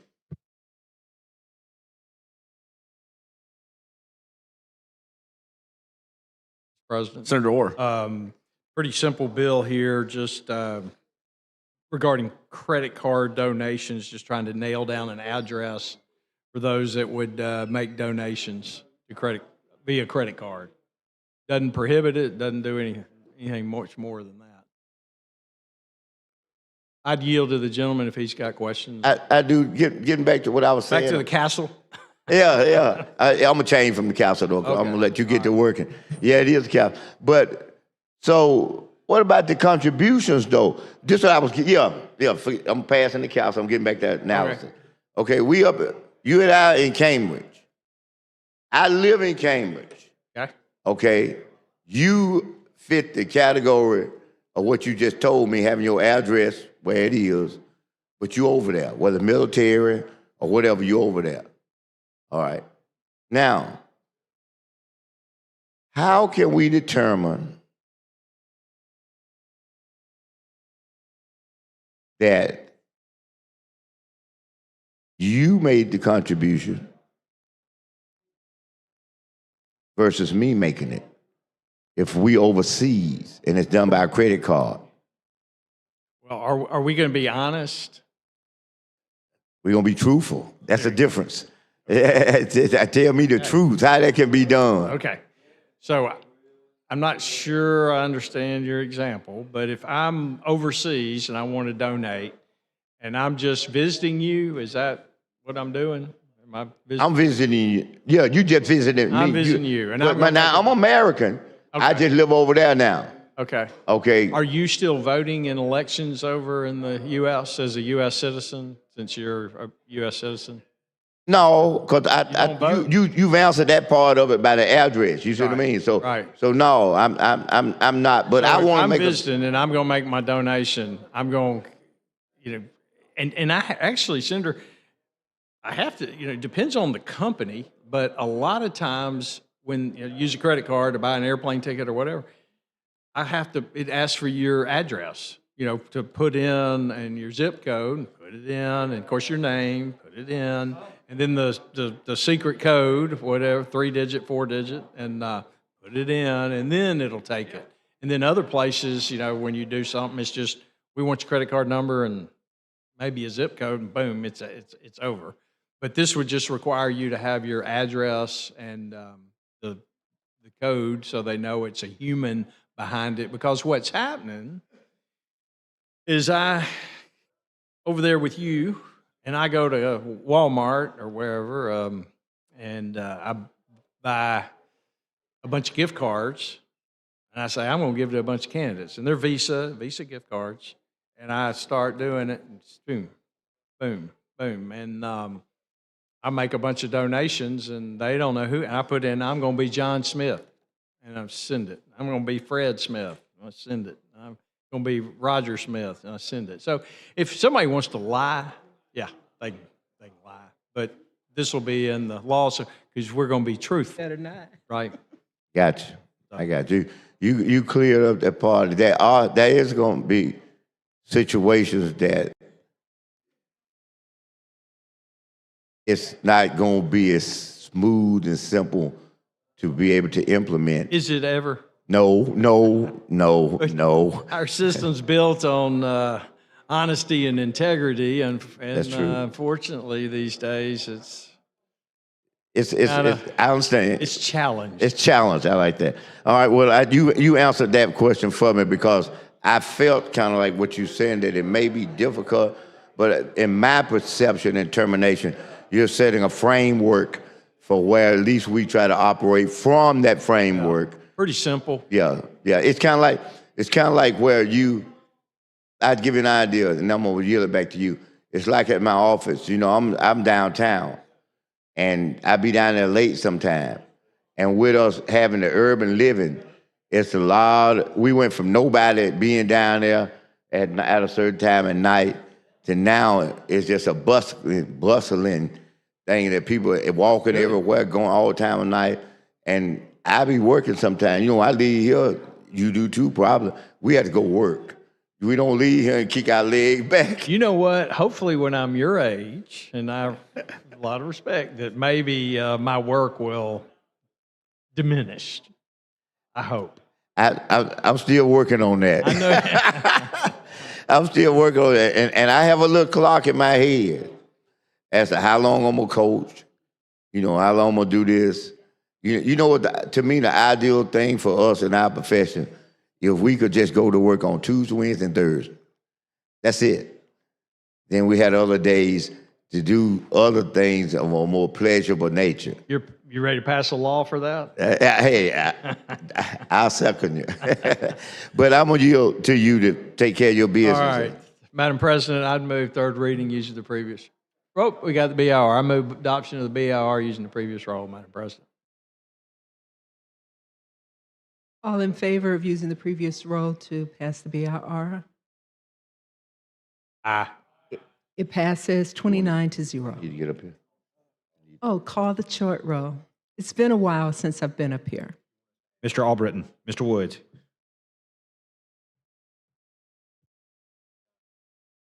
Thank you.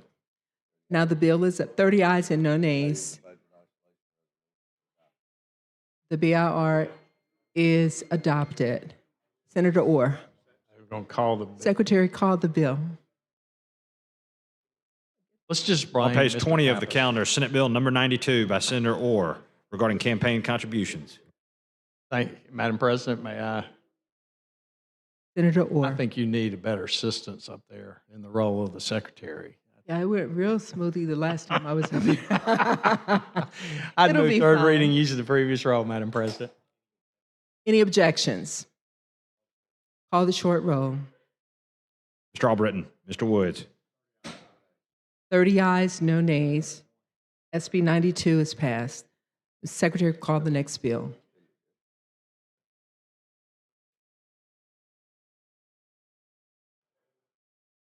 On page 14 of the calendar, Senate Bill number 124 by Senator Sessions regarding state waters. BR pending. Senator Sessions. Thank you, Madam President. This time I'd request we pass the BIR using short roll without objection. Any objections? Call the short roll, please. Mr. Albritton, Mr. Woods. 31 ayes, no nays. The BIR passes. Secretary, call the bill. On page 14 of the calendar, Senate Bill number 124 by Senator Sessions regarding state waters. Committee amendment pending.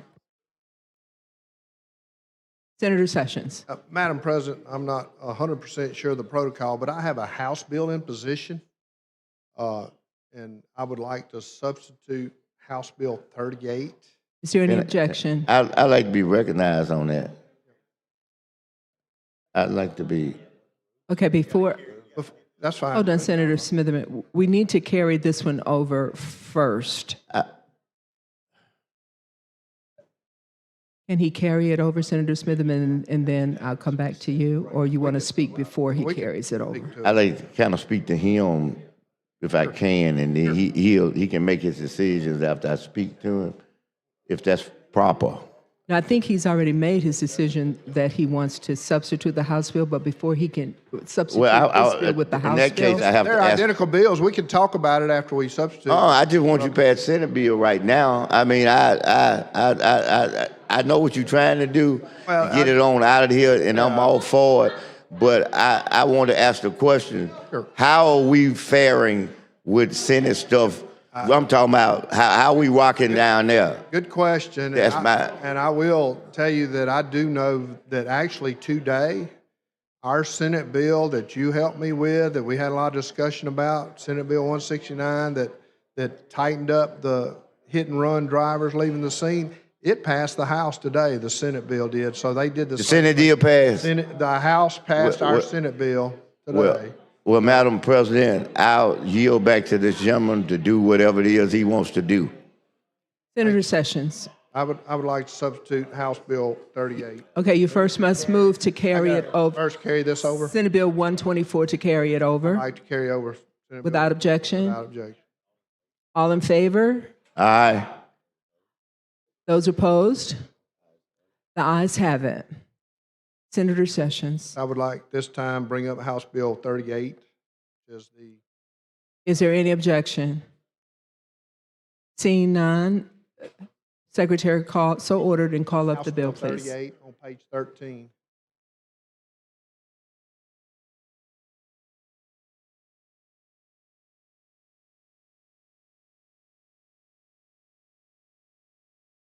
On page 13 of the calendar, House Bill number 38 by Representative Brown regarding marine waters. BR pending. Madam President, I'd like to pass the BR using previous rule without objection. Is there any objection to using the previous roll? So ordered. Mr. Albritton, Mr. Woods. 31 ayes, no nays. Secretary, please call the bill. On page 13 of the calendar, House Bill number 38 by Representative Brown regarding state waters. Committee amendment pending. Thank you, Madam President. There is a committee amendment that makes this identical to the Senate bill. At this time, I'd make motion to adopt the amendment using previous roll without objection. Is there any objection?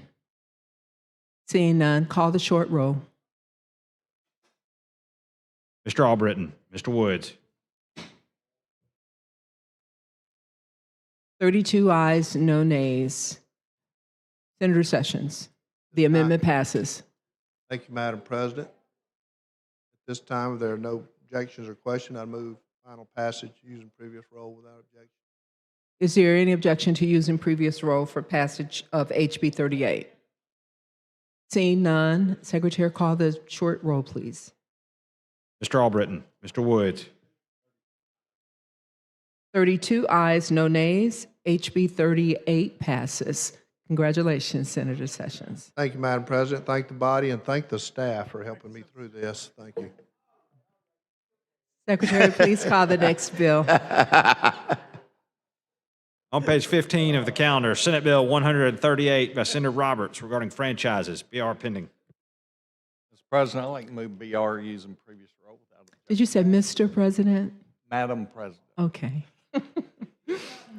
I did say that. I apologize. I thought that's what I heard. Look up. I understand. I understand. Is there any objection to using previous roll to adopt the BIR for SB 138? Seeing none, Secretary, call the short roll. Mr. Albritton, Mr. Woods. 33 ayes, no nays. The BIR is passed. Secretary, call the bill, please. On page 15 of the calendar, Senate Bill number 138 by Senator Roberts regarding franchises. Senator Roberts. Madam President. Yes, sir. This bill was brought to me by one of my constituents. It's passed in 2 other states, and it's dealing with franchisees and franchisors. And that immediately causes alarm. I've talked with many of you this morning. I've run this by our different groups here, and everyone had a lot of questions, and we were able to get those answered and dealt with. It is as simple as what we're seeing. One of our lobbyists gave me a book called Purged, and I've almost finished it. And it deals with how things are being rolled up by some of our hedge funds, particularly today. And in that, you're seeing franchisors being procured by other groups. And in that procurement, they then come in or trying to create rules to force openings on people's deeply held religious convicted days, i.e. days of worship. This would allow franchisees to not have to open on their deeply held conviction days if it's not already spelled out in the franchise agreement. If they're going to procure another site where they want to open up another location, that will have to be negotiated, but this is on their existing franchise locations. So with that, I'll yield to my colleague, who I think has a few questions. May I be recognized? Yes, sir. Senator Smith. Madam President. Would you do all of us a favor? Yes, sir. Do you have this sheet with you at your counter? Would you share that with the members? Will. Oh, just straight off your sheet. I have it. I just want, if you'll share that with them, then I think that'll be suffice. Key policy changes here. It prohibits franchisors from requiring that franchisees operate on a day of worship if it conflicts with the franchisee's sincerely held religious beliefs, unless that requirement was already in the original documents. 2, it prevents franchisors from denying renewal, threatening termination, or penalizing the franchisee solely because of the franchisee refuses to accept a new religious day operation requirement. And then 3, it establishes civil remedies and penalties for franchisees so that they have a clear legal path in the event of this taking places. It protects small business owners with significant financial stakes from having to choose between their faith and their livelihood. It encourages transparency in business contracts, being that expected work days must be disclosed upfront, not imposed after the franchisee is already invested. And 3, it balances the power in the franchisee relationships by ensuring fair negotiations, predictable terms, and a legal path in case the law is violated. So one question I had, does this bill force franchisees to close on Sundays or other religious holidays? No, this bill does not do that. It prevents franchisors from adding new religious day operation requirements after a contract is signed if they conflict with the franchisee's sincerely held beliefs. And then another question, does this override existing franchise contracts? And the answer is no. The bill applies only to new and amended requirements, not existing ones. So any existing contracts, this does not apply. Thank you very much for sharing that with the members. Do you have a question? I'll yield to, Madam President, I'll yield to Senator Singleton for a question. Yes, sir. Senator Singleton. Madam President, thank you for the recognition. Senator. Yes, sir. What happened in the day, at the exactly time that Republicans started to tell other Republican businesses what they can and cannot do? I thought you were for free enterprise and people be having the freedom to do what they want to do in business. When did y'all start doing that? Now, I don't know, you confuses me. Either you pro-business or you anti-business. Because this sounds like an anti-business bill right here. No, sir, this is a pro-business. It can't be pro-business if you're trying to restrict businesses what they can do on what days they want to do it on. You're telling the franchisor to tell the franchisees, which I done paid my franchise fees to do what I want to do. And if it's now I can't help the Chick-fil-A want to close on Sunday. So you telling everybody else they need to close on Sunday? No, we're not doing that. Sunday's the biggest shopping day of the year right now. You're finna kill all the state tax money now. No, we are not. I can't get a hamburger on Sunday?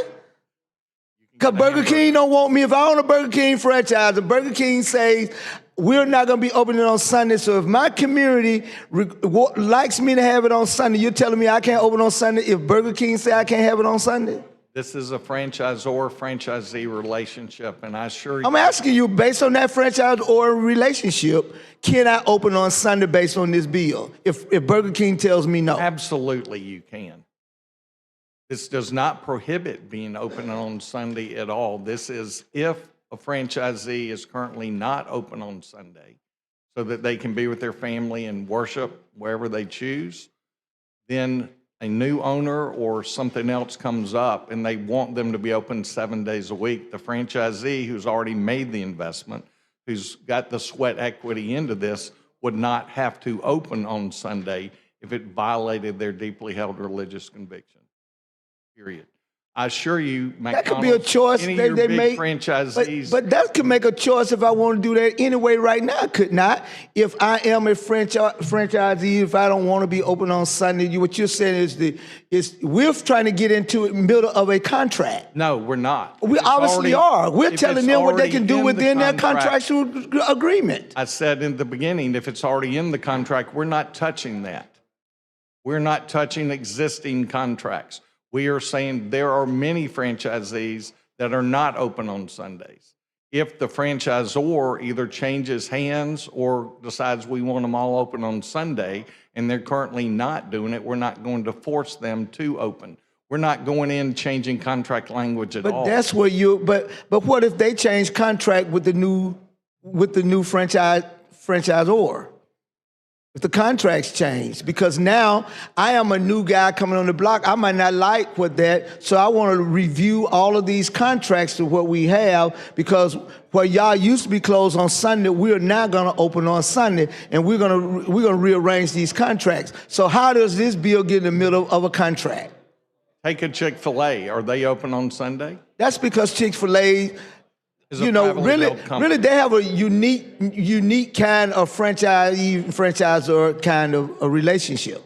But they are not open on Sunday. That's their choice that they chose to do so. Correct. So if the next franchisees come along, franchisor, whatever they are, the owners come along and say, well, we want to be open on Sunday, then you're saying that those franchisees who now owns it, who have not been opening on Sunday, should not be forced to open on Sunday because the new guys come in and say you should be. That's correct. They're already open 6 days a week, and they chose this franchisee and they chose this particular store so that they could be closed on their particular religious holiday. But that might have not been when they came into business that they wanted to be that. That was just company policy. This doesn't change any it was just existing contract. Everybody that buys a franchisees of Chick-fil-A doesn't walk in the door and say, I want a Chick-fil-A because they don't open on Sunday. Some of them probably come and say, well, I like the Chick-fil-A because of the return on the dollars. But man, I wish I could still open on a Sunday because I can make more profit. But because of the policy that's in place, I can't open on Sunday. There are some franchisees who own Chick-fil-A would love to be open on Sunday. So you're making it sound like for those people who wanted the Chick-fil-A, I chose store number 6. Store number 6 is sitting in a thriving community where everybody's around me is open on Sunday. You don't think that I want to be open on Sunday also, where I can get me some profits, where I can make my money, my investment back? The franchise agreement that Chick-fil-A has with their franchisors does not allow them to be open on Sunday. Exactly. I called Truett Cathy one day. He was the founder. Okay, so therefore, in grad school. Let me finish. Yes, sir. I'm sitting in grad school, and a professor starts wearing out Truett Cathy. This was before cell phones. I went and put a quarter in, called Chick-fil-A. May I please speak to Mr. Cathy? All of a sudden, hello, Mr. Cathy, you don't know me. Told him the story, he told me what happened. They had 2 franchisees that did open on Sunday, and then they were dealt with and told not to do it. Again, they did it, and they had to hide those sales on Saturday and Mondays, and then they lost their franchise agreement because it was a violation of the franchise agreement. I'm talking about if it clearly says you have to be open on Sunday when they sign the agreement, they can't stop that. I'm talking about if currently they are not open on Sunday and a new owner of the franchisor comes in and says, oh, we want everyone open on Sunday. Maybe some will, some won't, but those that choose not to should not be discriminated against because they don't want to open on Sunday. It's that simple. That's the case that was brought to me. Senator Singleton, would you yield for? Yes, I will yield, please.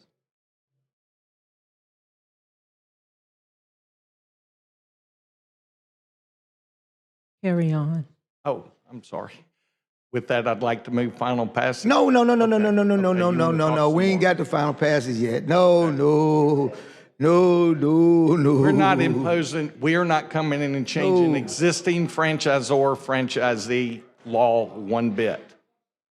We are talking about if they're not currently open and a new owner comes in and says, I want you to be open. If you don't open on Sunday, we're going to terminate your franchise agreement. One way or the other, regardless of whether you want to open or not, we're trying to legislate what businesses can do within their contractual agreements. No, we're trying to take care of small business owners. We're trying to say that what they can to go against something that what a franchisor may even require their businesses to open. You're saying you don't have to do that because this legislation is going to tell you you don't have to do that based on your religious rights. We have franchisees that are currently closed on Sunday across our state. You do have some, right? You do, right. You got some that open later in the day. You got some that go to wait to open later in the afternoon. All we're talking about in an existing franchise agreement, we are not changing the any part of that bill here. They're I hear currently you. not open on Sunday, and then a new group comes in and buys the franchisor and says, new company policy is this. They can still keep their franchise and be open 6 days a week and not be penalized because of it. What I'm telling you is I respect what you're doing.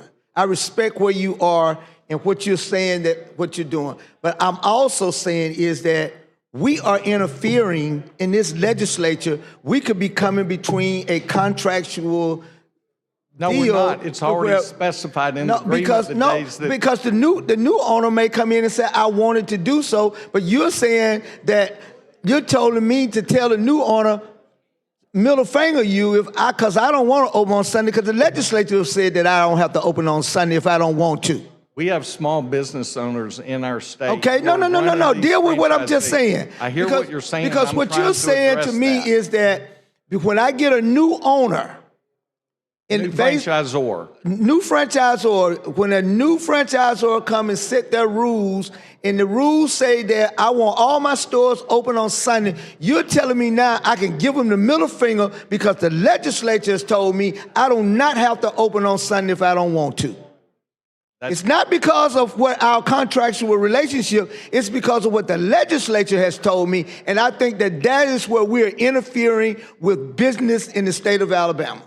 Well, I think we are protecting small business. I don't think we're protecting anyone. I think you're not protecting anyone. I think that we're interfering with businesses in the state of Alabama by telling them at that point, you can go with the middle finger because I don't have to do what you're telling me to based on whatever our contractual agreement is, because the state of Alabama has said that I don't have to open up on Sunday. That's what you're telling me. You're getting in the middle of a contractual dispute. I don't think that's what we're doing at all. Yes, you are. Let's say It's not either a way or the other, contractually- Dan. I mean, Senator, either way or the other. Here you and I'm one of your franchisees, right? You sell yours to Senator Stutz. Senator Stutz now become the big kahuna. And Senator Stutz say, look, I'm looking at profit margin in these areas, and I can see where on Sundays that we can build our profit margin up another 5 to 7% if we're just open on Sunday. I just bought this franchise, this business from you to recoup my investment and my losses or keep from losing. I'm gonna open up on Sunday. I know we've not been open up on Sunday, so I'm sending a memo out to all of our stores and telling everybody that we're going to start open on Sunday from breakfast to dinner so that we can see a 5 to 7% increase in our profit. So what you're telling me is that because we've been closed on Sunday, now you can tell Senator Stutt, take the middle finger because the legislature told me I do not have to open. I think that that is interfering inside of a relationship between the franchise and the franchisees, and that we're getting into business relationship, and that should be null and void. If we're allowing business to grow, we can't be dictating to businesses what businesses can be and can't be opening just because of religious purposes. If that's what the relationship is. Because you're telling him that he can't even contract and tell you what to do anymore, and now he's the owner. You currently have franchisees that You are may not have. All you may have. All I am saying is that's because that's what they have agreed upon. But because it changed hands to Senator Stutz, you sold it to Senator Stutz. Senator Stutz now tell Senator Singleton, you've been closed on Sunday. I'm requiring that all stores in my district that I own now, and you're a franchisee of my business, that we're going to be open on Sunday because I can see where we can get another 5 to 7% profit because now I can recoup my money. I've been closed on Sunday. And I said, well, Sunday morning, 11 o'clock, I'm usually at church. Well, you need to be calling in some employees to open that door up on 7 o'clock at 7 a.m. in the morning, because the fact is that now you're getting in, and you're telling me now that I can tell Senator Stutt,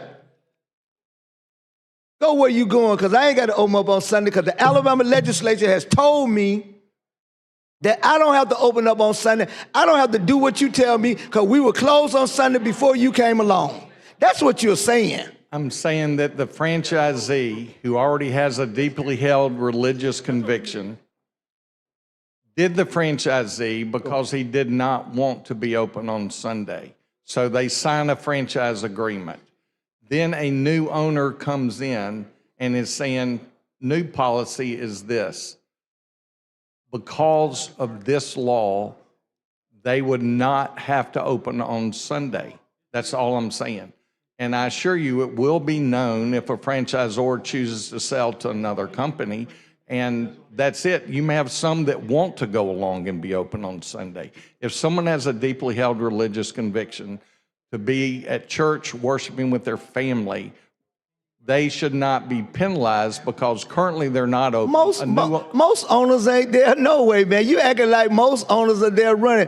If they own a franchise, they got Ray and JoJo and Lulu and sending them down there running. And they don't care nothing about whether they go to church or not. They getting their money. I understand. Okay, a lot of these folks got deeply held religious, but they also think about their pockets too. They may be still at church on Sunday morning. That doesn't stop the owner from going to church on Sunday morning. Now, if you're telling me that we care about all of our employees, whether or not they get their spiritual healings on Sunday, and we're going to shut down because we don't want anybody to go to work on Sunday. There's a lot of these businesses that are open on Sunday. These people have their deepest held religion, and they're at church while their business is still open and making money. We're talking about a franchisor-franchisee relationship. And I think that this bill gets in the middle of that when you can tell your franchisee to throw the thumb up to him if he do not or she do not want you to open on Sunday. Madam Chairman, Mr. President, I move we carry this over at the call of the chair. I object. You object to carry it over call of the chair? I object. Yeah. All right. I object for him carrying over here. We're going to pass your bill. Okay? We're gonna pass I your move bill. final passage using previous roll without objection. All right. Is that Any what you're objection? saying? You object? All right. You want the long roll? Okay. Secretary, call the long roll. Mr. Albritton. Mr. Allen. Mr. Barfoot. Mr. Beasley. Mr. Bell. Mr. Butler. Mr. Carnley.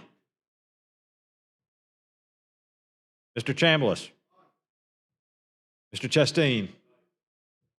Ms. Coleman.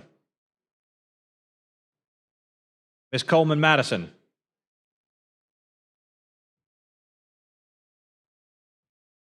Mr. Elliott.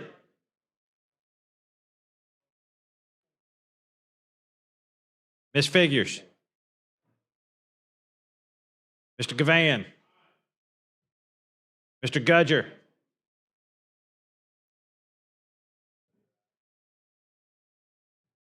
Mr. Hatcher. Mr. Hovey. Mr. Jones. Mr. Kelly. Mr. Kitchens. Mr. Livingston. Mr. Milson.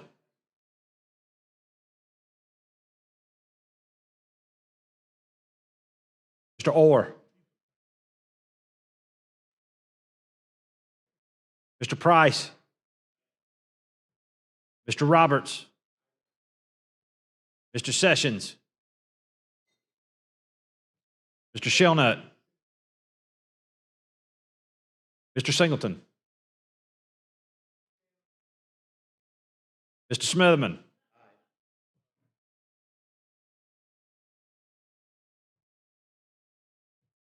Mr. Stewart. Mr. Stutz. Mr. Wagner. Ms. Weaver. Mr. Williams. Mr. Woods.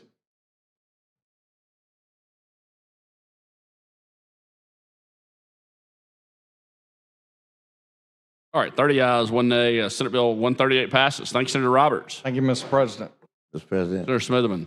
I just wanted a moment of quick personal privilege. You're recognized. And talk to the senator from Jefferson County and just tell them that's an example of teamwork make the dream work. All right, Secretary, call the next bill.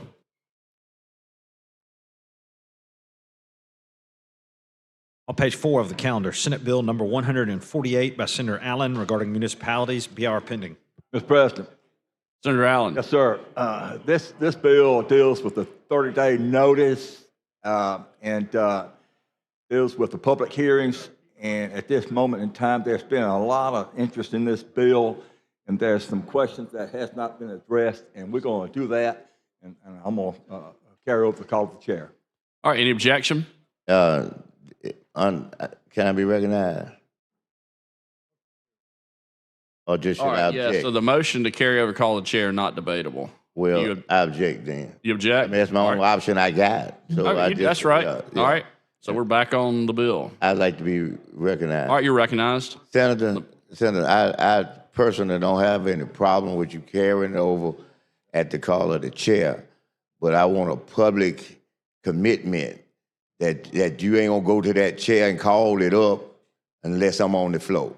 I'm going to make sure that you're on the floor. On the floor? Yes, sir. Okay, that's good enough. I yield back to him. I'm honoring your word. All right.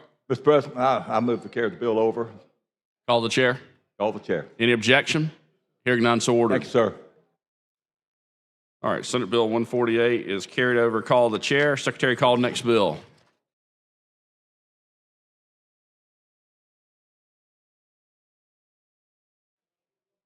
On page 30 of the calendar, Senate Bill number 259 by Senator Singleton regarding counties and municipalities. BR pending. Mr. President, Senator Singleton. I'd like to move for the BR, use of previous roll without an objection, please. All right, any objection? Hearing No, none, so good, ordered. clean roll. Mr. Albritton. Mr. Woods. 30 ayes, 1 nay. The BR is adopted. Secretary, call the bill.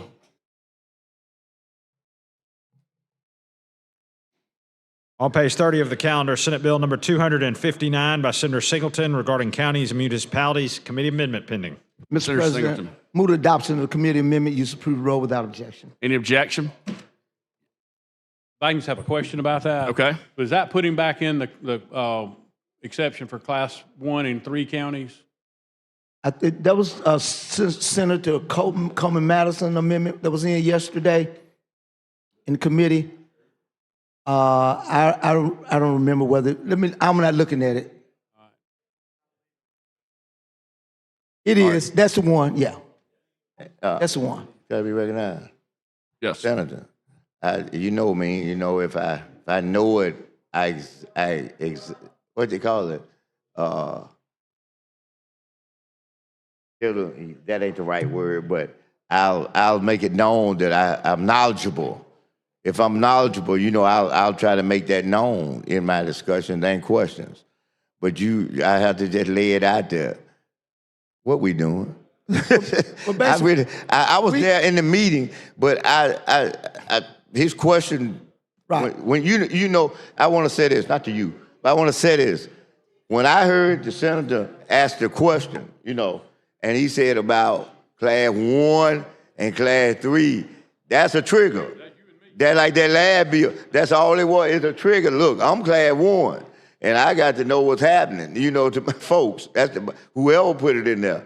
So I don't know. You know, I'm not against nothing, but I got to know, you know, and so if somebody can tell me, even my colleague, if she'll go up there and tell me what that meant, because she put the amendment on. You know, now y'all see what I mean? They're my own colleague, seatmate. I still don't know what she's doing. So I got to just know. I don't have the amendment. Your amendment, I don't. But this bill basically, in 2000 we had the anonymous pay bill, right? And this bill basically affects compensation for each county commissioner, judge, probate judge, sheriff, tax assessor, revenue commission, license commission, and elected assistant tax assessors and tax collectors, okay? This bill will provide that each of those local officials shall receive the annual compensation of the official by receiving by May 31st. So if somebody comes in to office after May 31st, Let's say the base salary was at $70,000. That's where they would start. I might have been a tax collector and I may be making $90,000. You can't come in starting at my $90,000. Gotcha. You got to go back to the base salary. I'm straight. Okay? That's where you I got see to go what you're back to the doing. base salary. We're just making Yeah. sure that they start there because some counties have gotten caught out there where this weren't in place. They had to pay these people at the $90,000 and they were just getting elected. Yeah, yeah, and Okay. I see exactly what you're saying. Right. And I think y'all 100% right. All y'all. Okay, Yeah. I'm through. Okay. I know what's going on. Gotcha. So move for the adoption of the committee amendment, please. Previous roll. Previous roll. Any objection? Object? Okay. Okay. Any objection? All right, hearing none, so ordered. Mr. Albritton, Mr. Woods.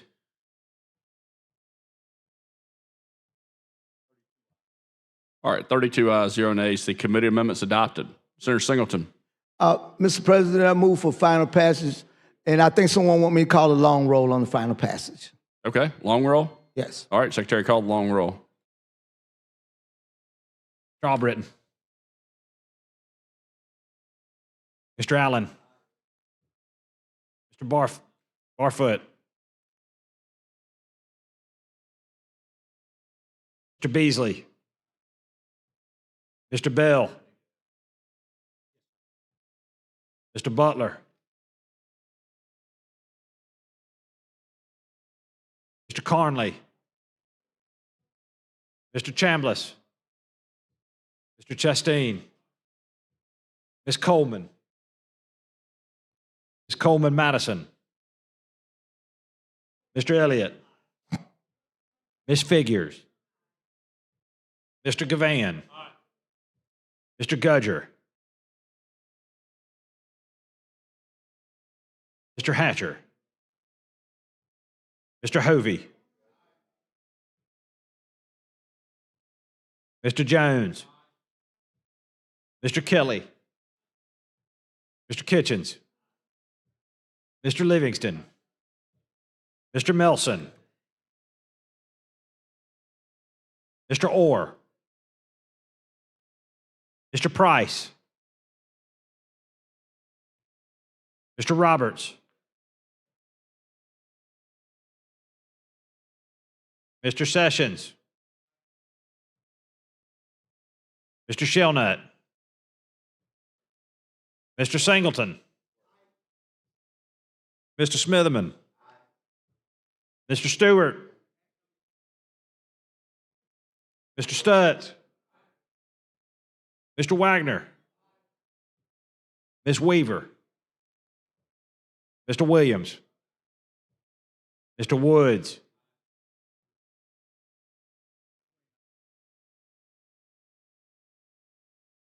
$29 ayes, 0 nays, 1 abstention. Senate Bill 259 passes. Thank you, Senator Singleton. Secretary, call next bill.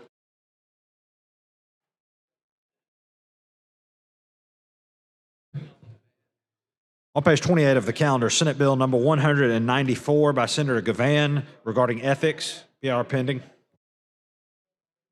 Mr. President, I would move the BIR using previous roll without objection. Any objection? Hearing none, so ordered. Mr. Albritton. Mr. Woods.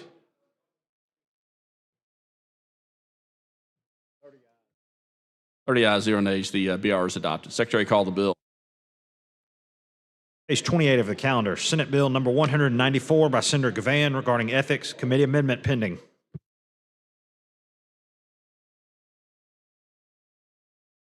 Senator Gavan.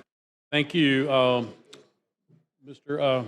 President. So at this time, I would move adoption of the committee amendment without objection. All right, any objection? Hearing none, so ordered. Mr. Albritton. Mr. Woods.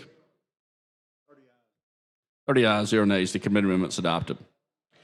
Thank you, Mr. President. So this, the origin of this bill, this is another one of those I just chose to file because of the confusion over a recent amendment that we made as far as disclosures after qualifying for office if you already had a statement of economic interest on file. Apparently, a few years ago, there's some people that thought they had one on file that for some reason did not, and then were disqualified. And so we sort of had an exercise in futility, I thought, that for those of us that did file, that we had to file a proof of, with the ethics director that we had filed. Well, they already knew. And so I went through the process. I did it. I think it was silly. This cleans that up, but it does allow, and I worked with the counties on this, to come up with a sort of saving, a little grace provision at the end. If there's no questions, I'll move for a final passage using previous role. Any objection? Hearing none, so ordered. Mr. Albritton, Mr. Woods. 30 ayes, 0 nays. Senate Bill 194 passes. Thanks, Senator Gavan. Thank you, Mr. President. All right, Secretary, call the next bill. On page 12 of the calendar, Senate Bill number 196 by Senator Livingston regarding competitive bidding. BR pending. Mr. President, I move the BIR if there's no objection with the previous roll. Any objection? Hearing none, so ordered. Mr. Albritton, Mr. Woods. 30 ayes, 0 nays. The BR is adopted. Secretary, call the bill. On page 12 of the calendar, Senate Bill number 196 by Senator Livingston regarding competitive bidding. Mr. President, SB 196 would allow playground equipment to be bid in one or two options. It's difficult sometimes when the installer does not have the opportunity or doesn't do it correctly, and it's not able to be insured by the manufacturer at that rate. So it gives the option of allowing one-time together bid or a bid with installation and the sale actually itself being available that way. Senator Stutz. Mr. President? Yeah, Senator Stutz. I have a couple questions. Thank you. My question is what about the DCM oversight of the project? If they're exempt from this and their own installer is putting it in, would they still have to have Department of Construction Management inspection? I don't think so under this bill, no, sir. That's a good thing. You know, I have a bill that's coming that's going to exempt school K-12 projects from DCM if it's under $750,000, and I'm just that'd help a lot of folks out, Senator. It does, and I'm just pointing out that if we do this route here on playground equipment, we're doing exactly what my bill that's coming next week is going to do for projects all the way up to $750,000. So I appreciate you bringing the bill and looking for ways that the school systems can save money and expedite relatively minor construction projects on their campus. So I appreciate you bringing the bill, and I'm supporting it. Thank you. Thank you, Senator. Thank you, Mr. President. Thanks, Senator Stutz. Senator Smoothman. I want to ask you what you think about what I'm getting ready to ask you. I want your thoughts and feelings on what I'm going to ask you. Since this is your bill, Senate bill. Yes, sir. So that meant that we just get moving on it, you know, because it's got to go downstairs. Go downstairs, yes, sir. All right, so if we had an amendment, then that wouldn't hurt nothing because they'd have to take that amendment, you know, as it moves on down there. Yes, sir. I want to ask you what you thought about what I'm saying. I'm not pushing you in a corner, but as something came to my mind as I was sitting up here earlier. If we're going to do that for playground equipment, why not do that for playground equipment for the park? For the parks? Yeah. Well, this is not just schools. This is municipalities too. It includes that. Oh, it includes municipalities? Yes, sir. It now, is. I'm sorry. We have a unique problem. I'm not going to put you in a spot with your bill, but I want to share this with you. We have a unique situation in Birmingham in that the Birmingham Park and Recreation Board does not come under the municipality. Okay. See, so they wouldn't, our park system would not be brought under the municipality umbrella because they have their own separate board. In our city, you know. Now, not all my cities is not like that, because I got some of them that's the way you just said it. But under that scenario, how could they benefit? So the bill would exempt contracts for the purchase of playground equipment from the Public Works law and would provide for such contracts must be bid pursuant to applicable laws under competitive bidding law. So Public Works, would that cover? Cities over Public Works, but the park is not. Yeah, I'm telling you, we unique. That's what I'm trying to tell you. It's a unique situation. If we get grants, we have to get it actually for the park. We can't get the grant for the city, and then the city go do that. Not in our city. I mean, they would, if they would help out. You know what I mean? If that's the only course of action we had. But our normal course of action, we don't come under that. So what you thinking? Few unique utilities out there like that, where they're, some of them are exempt and some of them are not exempt based upon how they were incorporated. So, though we have that issue, and not issue, but it's our water and sewer gas board is one way and our power board is the other way in our city. So one's exempt and one's not. So what's your thoughts about that? Let me ask you like this. I'm not trying to do anything but address that concern that I have on my end. Do you think that's something that we should address right now? I mean, I got a problem, so I'm not saying that it's not a problem, but I don't want to do anything to your bill. I don't know if this is the right place to address it, but I think it should be addressed, sir. Well, you got an idea where you think it ought to be addressed? I'd have to look at that, to be honest with you. I'm not smart like you are, being a constitutional lawyer. You smarter. You remember, I used to be what they call a personnel manager, hiring people. And so when you say that, see, one of the things I used to look at is the value of the OJT, on the job training. Yes, sir. See, you got way more than that than I do. I don't know about that. You've been around this place a lot longer than I have.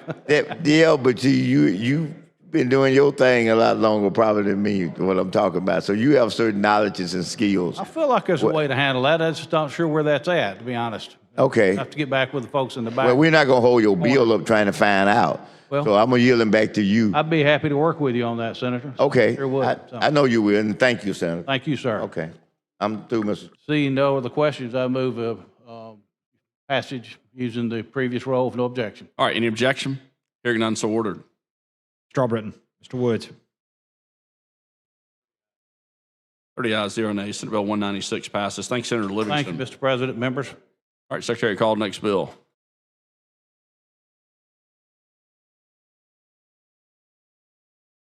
Page 10 of the calendar, Senate Bill number 72 by Senator Chastain regarding the Commission on Higher Education. BR pending. Senator Chastain. Thank you, Mr. President. I move for passage of BIR using the previous rule without objections. All right, any objection? Hearing none, so ordered. Strawbritton. Mr. Woods. 30 ayes, 0 nays. The BR is adopted. Secretary, call the bill. Page 10 of the calendar, Senate Bill number 72 by Senator Chastain regarding the Commission on Higher Education. Mr. President. Senator Chastain. Members, this bill expands the Reengage Alabama grant program to include adult learners beginning at 22. The program is aimed at Alabamians who have some college but no degree. So it was at 25 years of age, and the age has been lowered to age 22 to get those who want to get back engaged in college to be eligible for the scholarships at age 22 rather than 25. What? Mr. President, I think my colleague has a question across the way. What are the requirements? And I'm going to tell you why I asked, so you'll know that I'm sincere. I know some of my constituents that fall into that category. And I tell you, they were constituents who went to junior college, they got their associate degrees, and of course they don't qualify for any Pell Grant, and they are working a little bit. They don't qualify for Pell Grants, that's run out or whatever reason you can't, and yet they want to get back in school and they finish because they only have 2 years, okay, where they went and got an associate. All right, would this grant program allow them the opportunity to do that? Correct. If they finish their associates and they want to pursue a degree in higher ed, Yeah. they can qualify for this, right? Where would you get the Through the Commission of Higher Education. They go through the Alabama Commission on Higher Education to apply for the grants. All right, now, I realize, where I put it like this is one colleague to another. Since you are the man, and that's chairman of education policy, you the man. Okay. Can you get them to bring over some information for that purpose? Sure. For me, so I can make some copies of it and then get it to my constituents. I don't need but one original copy of everything. Yeah. And then we can pump it into that copy machine, and then I can do that because, like I said, I know several people who fall in my district, who fall in that category, who have talked to me about, trying to get back in school and going, and I just didn't think of that. But when I saw that, I said, this might be, and you told me what you just told me, and it is. So if we can do that. Yeah, I don't think that's a problem at all. I'll commit to getting that information for you so that you can get it to those in your district who might be interested in trying to apply for this and continue their education. And I know they're gonna give it to you, but this is the last comment on that. Make sure that they give us all the qualifications that they require. We're gonna do it the way they want it, but I want them to know, follow that checklist and see if they got everything that the people might need. Sometimes they say, we want your birth certificate, a copy of your Social Security, whatever it is, that we can do that. Well, I would imagine Dr. Purcell might be listening to us or watch it streaming. So this is notice to him that we want that information as quick as possible. All right, thank you. I yield back to you. Mr. President, if there are no other questions, I move for final passage using the previous roll without objection. All right, any objection? Hearing none, so ordered. Straw Britton. Mr. Woods. 3 ayes, 0 nays. Senate Bill 72 passes. Thank you, Senator Chastain. Secretary, call the next bill.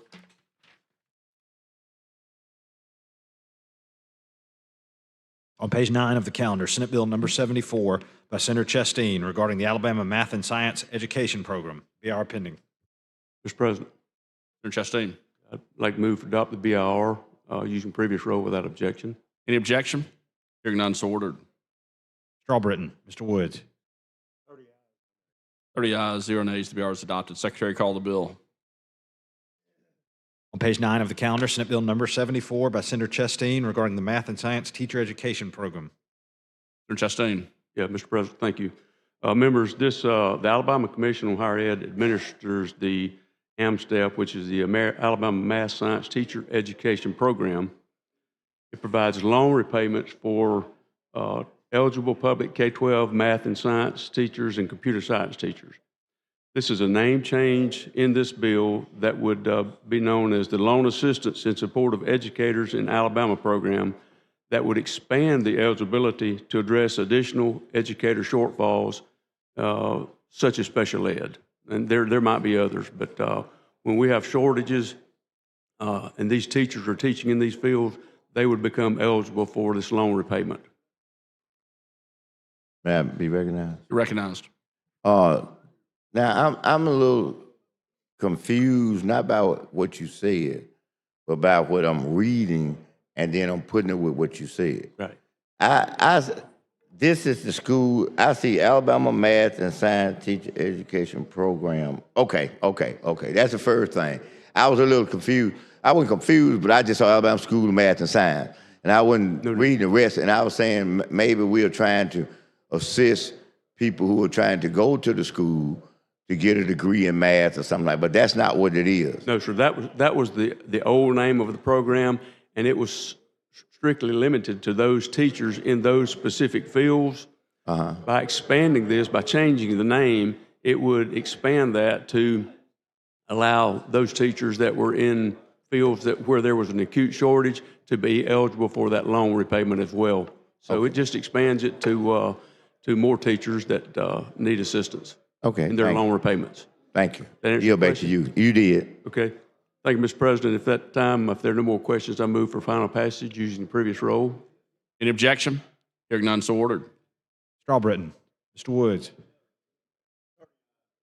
30 ayes, 0 nays. Senate Bill 74 passes. Thank you, Senator Chastain. Thank you, Mr. President. Thank the members. All right, Secretary.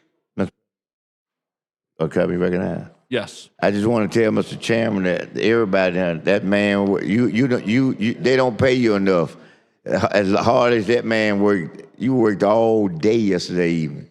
Even drug me into some of it. You worked all day. But thank you, Mr. President. Appreciate your hard work. Secretary, call the next bill. On page 28 of the calendar, Senate Bill number 160 by Senator Woods and others regarding athletic trainers. BR pending. Senator Woods. President, thank you. This bill would adopt an athletic trainer compact. It moves to BIR. Like to use previous role? Previous role without objection. Any objection? Hearing none, so ordered.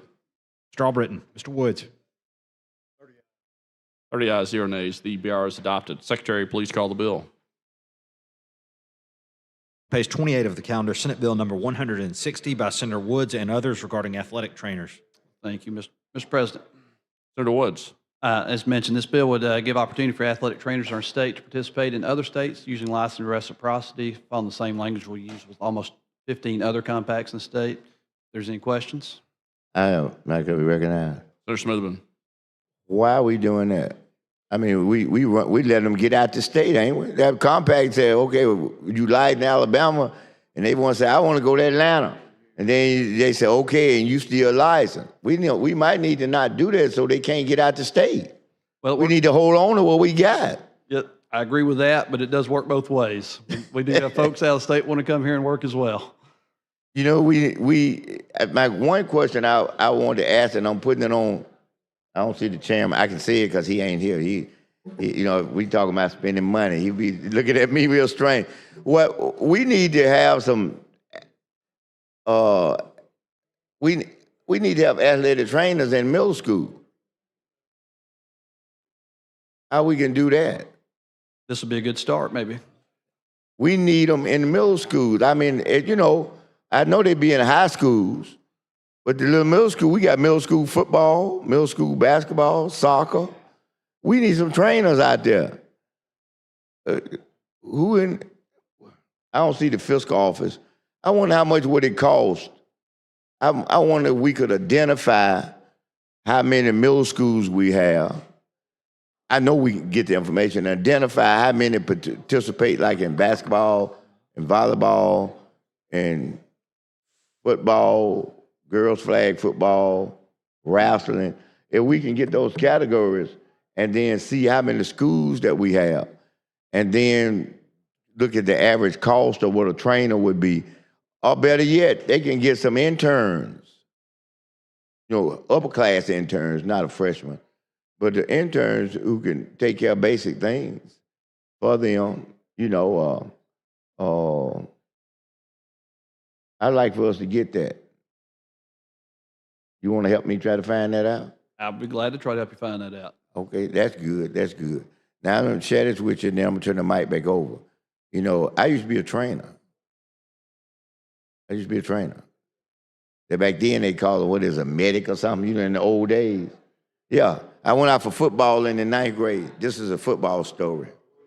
Went out for football in the 9th grade. My best friend was the quarterback.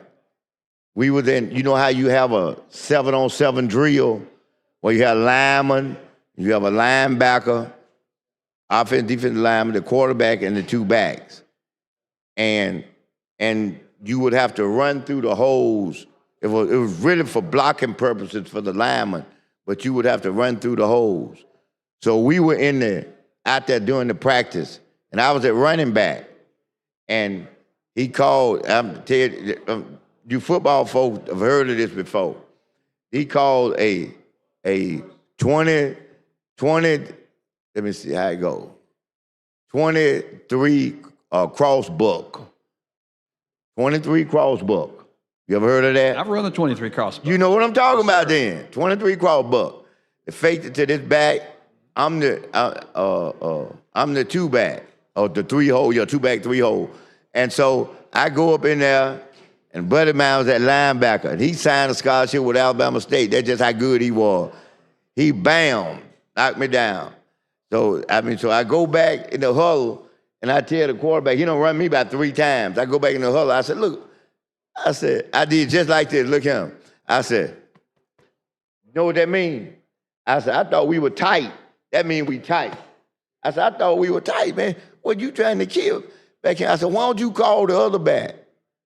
You know, and so he changed it. The other back went up through the hole. The linebacker met him, tackled him, and broke his collarbone. Now, I'm sitting there saying, that could have been me, you know. So at that point, I made a decision. I said that I don't know if I want to be running back. So I said, I probably ought to be a wide receiver. But then at that time, we didn't have a medic. So the principal called me in and said that, you know, we want to select someone to send them to school for training for doing that. And so I agreed to it, went to training. So anytime something happened out there, I knew how to set bones, wrap them up, you know, put the splint on them and everything. Now, one of the things I was famous for was when people get a strawberry. You know how when you get them strawberries out there and you down to like the little meat, you know what I used to do for them? They come over there tell me about a strawberry. I pick up a handful of dirt and put that on there and say, hold it on there for a minute, it'll stop bleeding. And then they be complaining. I said, get on back out there and play. But I said that to say that, you know, I'm familiar with trainers. In fact, I extended that career. I know people don't believe that I've done all these kind of jobs. But in high school,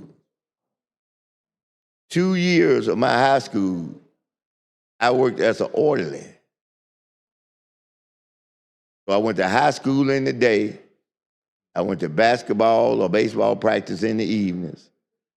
We played games on Tuesdays and Fridays. Those were my 2 off days. And then I went to work from around 11 to about 10:30 really, at night until about 6:30 in the morning. And then I leave there, and I go home and do what I gotta do, then I go to school, okay? So I went from being the medic to being an orderly. And I tell you, the most fascinating thing being an orderly is working in the emergency room. And my shift was Saturday and Sundays. So you know I got everything. You know, I saw everything with that. But getting back to the trainer. So now you see why I even said more. Also, I coach. I coach right now. I coach boys basketball at Ramsey High School right now, as we stand here. And so I'm always around different things that's happening and taking place. So it's critical that we can find a way to get trainers in middle school because they need someone there with that expertise. So with that in mind, I'm gonna yield back to you, Senator. Thanks, Senator. With that, I would move for final passage using previous rule without objection. Any objection? Hearing none, so ordered. Strawbritton. Mr. Woods. 30 ayes, 0 nays. Senate Bill 160 passed. Thanks, Senator Woods. Thank you, Mr. President. Thank you, body. Senator Smither, learned something new. Never knew you were an athletic trainer. That's impressive. Thank you. All right, Secretary, call the next bill. On page 25 of the calendar, Senate Bill 215 by Senator Melson regarding the Home Licensure Board. PR pending. Senator Melson. Hey, Mr. President, I'd like to, I'll just briefly say this bill was a bill that we carried a few years ago that made you not have to have insurance, but you had to notify the person that you were building a house for that you either had it or didn't, and he would sign a form saying that he realized you had it or didn't. So with that being said, this allows them to now do that if they have insurance with an e-document. They can use DocuSign or some other and notify them. But if they do not have insurance, they still have to go through the process of having a person sign a physical paper and have a witness. But with that, I'd like to move the BR or have a discussion, whatever you'd like. You can move the BR. Move the BR using previous row. All right, any objection? Hearing none, so ordered. Strawbritton. Mr. Woods. 30 ayes, 0 nays. The BR is adopted. Secretary, call the bill. Page 25 of the calendar, Senate Bill number 215 by Senator Melson regarding the Home Licensure Board. Mr. President, I would like to say that I discussed the bill pretty forward. There's no major changes. If I'd be glad to ask or receive any questions or. Senator Smith, you want to be recognized? Just for a moment. All right. Just for a moment. I just want to tell you, I appreciate you doing the bill. You know, I've had some conversations about this, not initiated by me, but when I say this, you'll know the community that probably would have talked to me. The home builders main office is right off of Lakeshore, and that's in Senate District 18. So I've come, you know, naturally they're gonna converse and say that, and this is something that a lot of them wanted, what you doing right here. Not sure, I'm sure it is, because that's why you bringing it. But they wanted this, that ability to be able to do that. And with technology the way it is now, believe me, it saves so much time when you can sit there and just do the E and boom, and then go on back to your next project in your office. Right. Versus having to mail it or hope it get there in enough days, or go, take the time to drive and get there and get back. So I want to thank you, and I yield back to you. With that, I appreciate your comments, and I'd like to move for final passage using previous row. All right, any objection? Hearing none, so ordered. Strawbritton, Mr. Woods. 31 ayes, 0 nays. Senate Bill 215 passes. Thank you, Senator Melson. Secretary, call the next bill.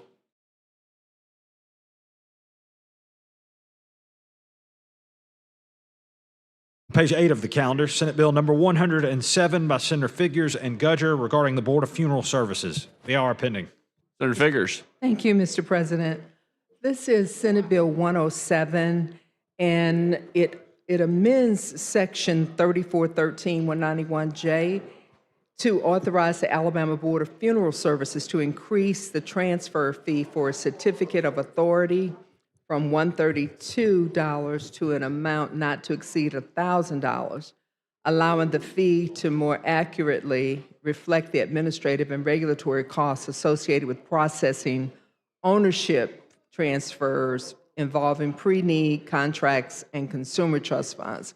And I know that sounds like a big jump, but when they do, there are very few ownership changes.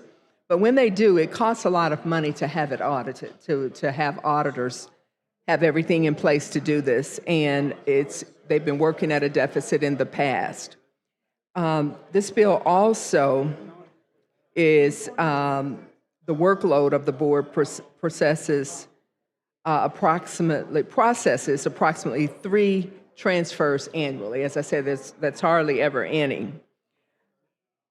The bill also, it's an estimated cost to verify the transfer, and it's like 20 plus hours. Average labor rate is about 40 hours, and the estimated administrative cost is $800 per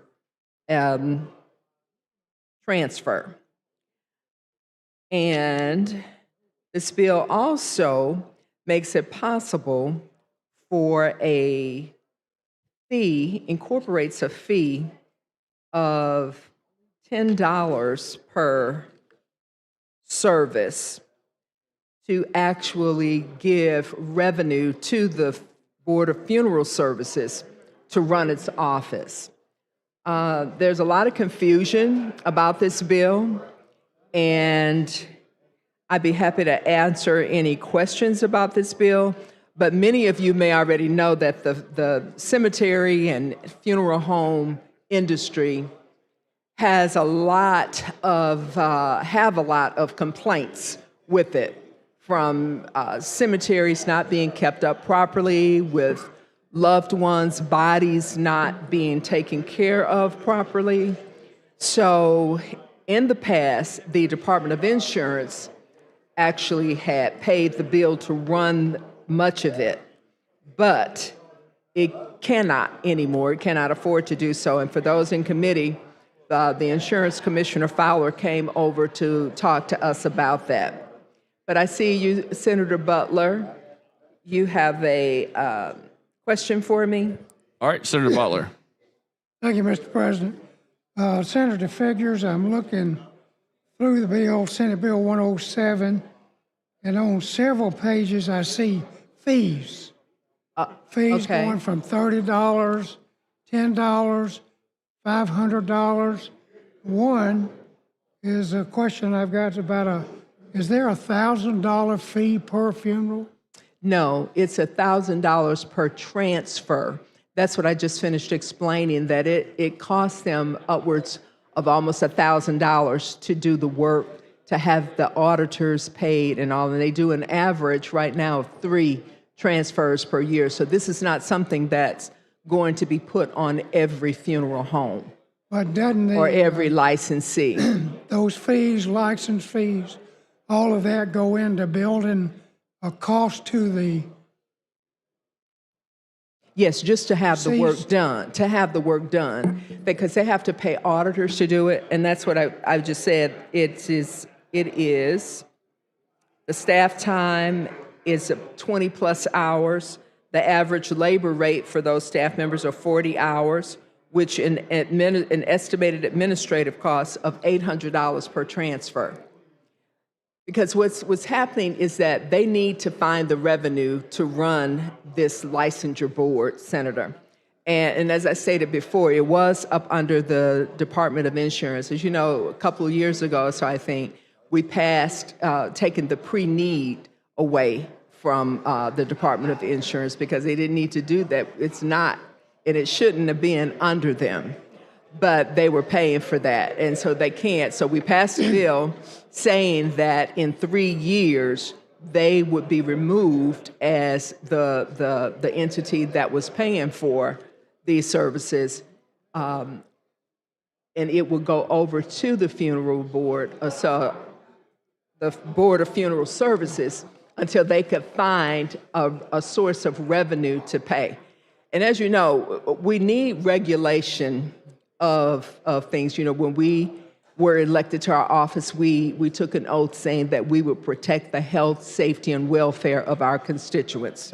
And this is what this does. I've had calls from some of my funeral directors that says it may cost them up to $1,000 to be added to funerals. No, sir, that's not. It would be only $10. And in this bill, it gives the director, the executive director, the authority to go anywhere from $10 to $30. And right now, it would be $10 to run it. And it only goes up to, you know how we give a lot of entities a leeway so that they don't have to keep coming back to the legislature to add $5 more or $10 more to a fee.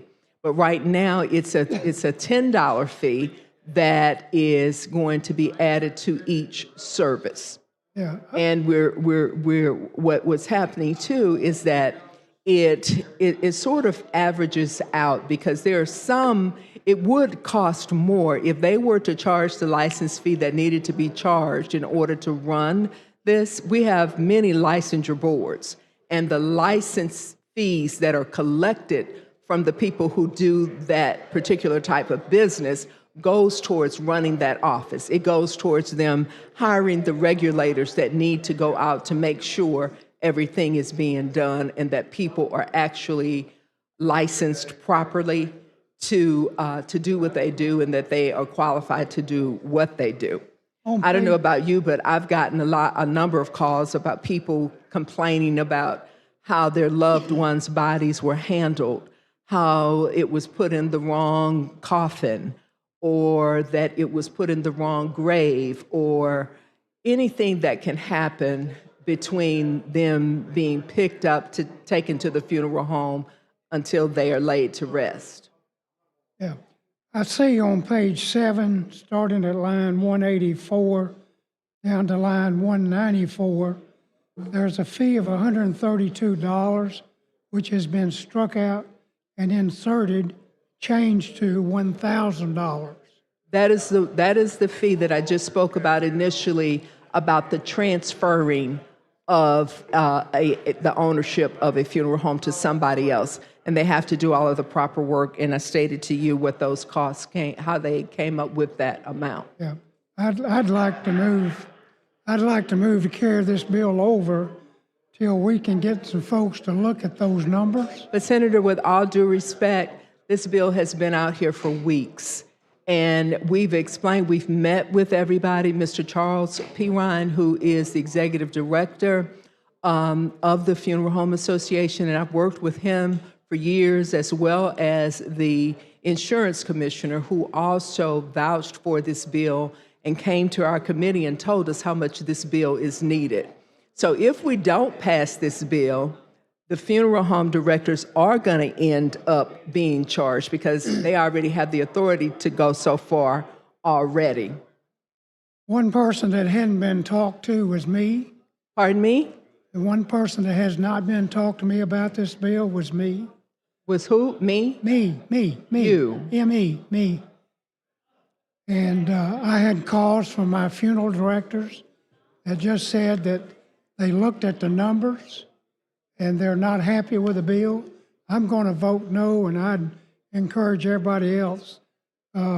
Taxes sometimes ought to end when you die, but for this bill, it looks like it doesn't.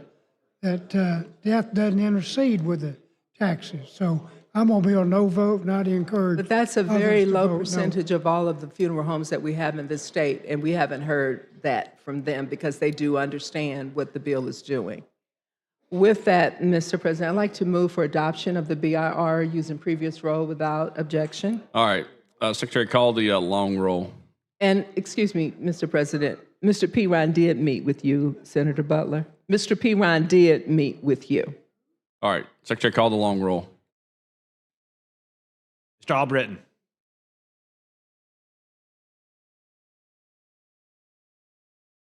Mr. Allen.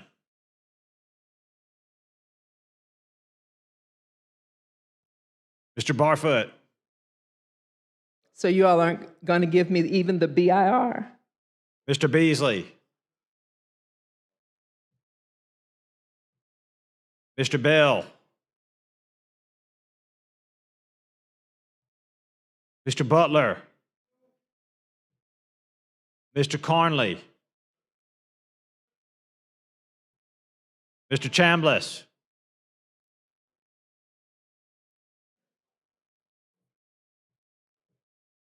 Mr. Chastain.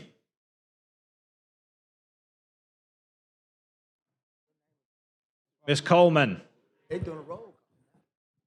Ms. Coleman Madison. Mr. Elliott. Ms. Figures. Aye. Mr. Gavan.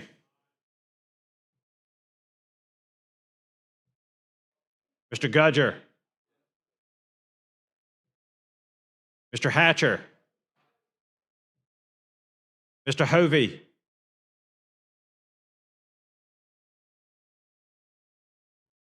Mr. Jones. Mr. Kelly. Mr. Kitchens. Mr. Livingston. Mr. Milson.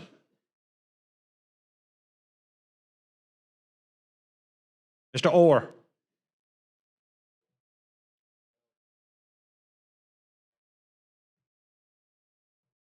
Mr. Price. I would have to read. Mr. Roberts.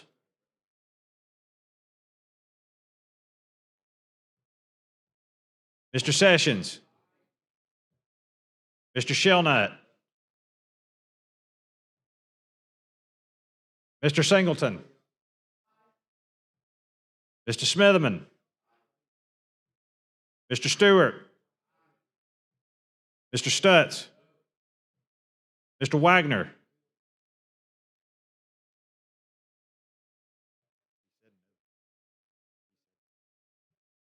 Ms. Weaver.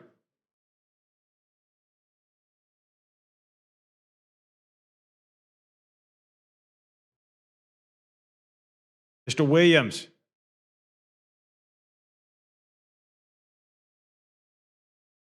Mr. Woods.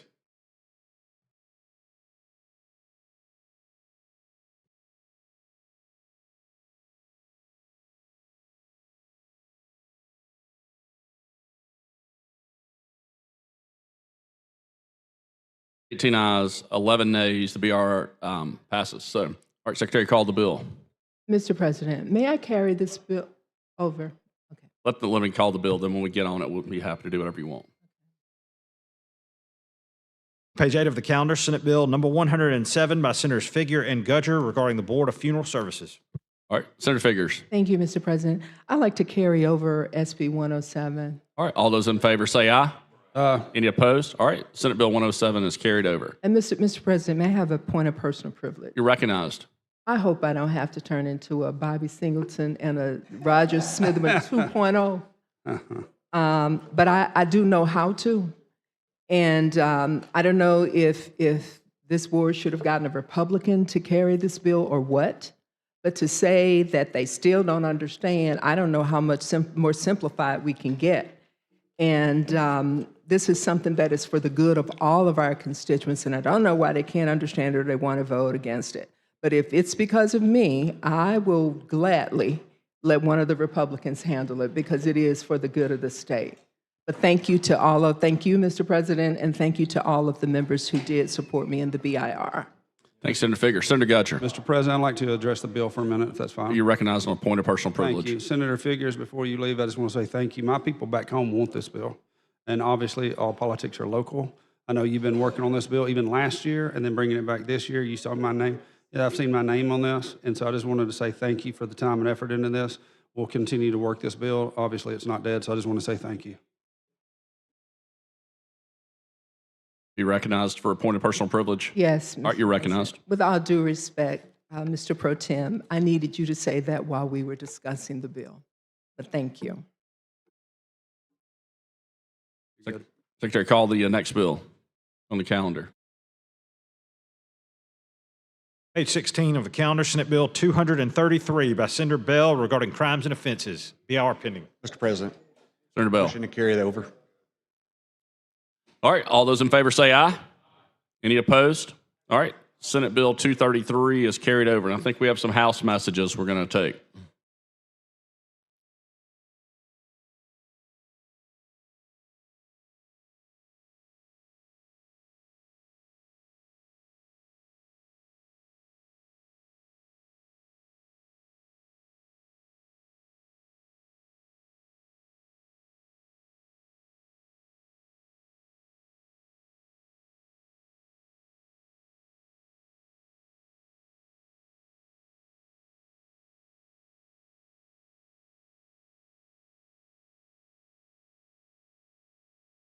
Message from the House. Mr. President, the House of Representatives has originated and passed the following House bill and ordered the same sent forthwith to the Senate without engrossment. House Bill number 386 by Representatives Ingram and others regarding Elmore County with notice and proof is referred to the Committee on Local Legislation. Signed, John Treadwell, Clerk.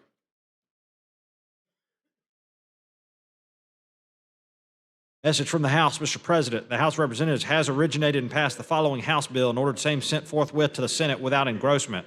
House Bill number 385 by Representative Bolton with notice and proof regarding Tuscaloosa County is referred to the Committee on Local Legislation.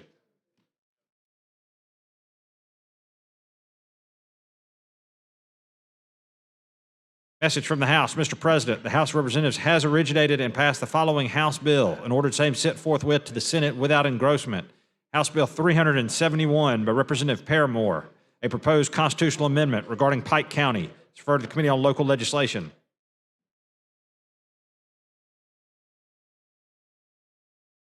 Message from the House. Mr. President, the House of Representatives has originated and passed the following House bill and ordered same sent forthwith to the Senate without engrossment. House Bill number 383 by Representative Lamb with notice and proof regarding Tuscaloosa County is referred to local legislation. Signed, John Treadwell, Clerk.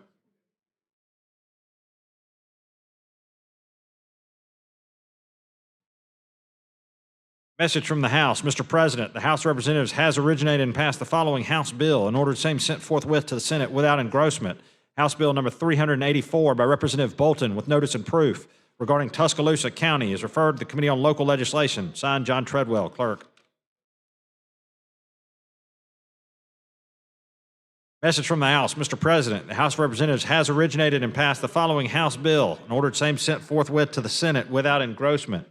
House Bill number 365 by Representative Wood, R, regarding Talladega County with notice and proof is referred to the Committee on Local Legislation. Signed, John Treadwell, Clerk.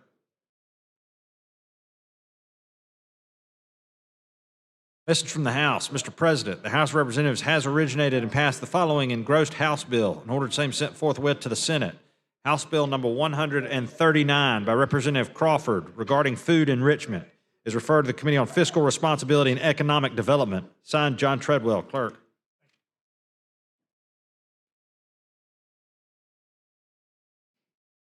Message from the House. Mr. President, the House of Representatives has originated and passed the following House bill and ordered same sent forthwith to the Senate without engrossment. House Bill number 26 by Representative Butler regarding sex offenders is referred to the Judiciary Committee. Signed, John Treadwell, Clerk.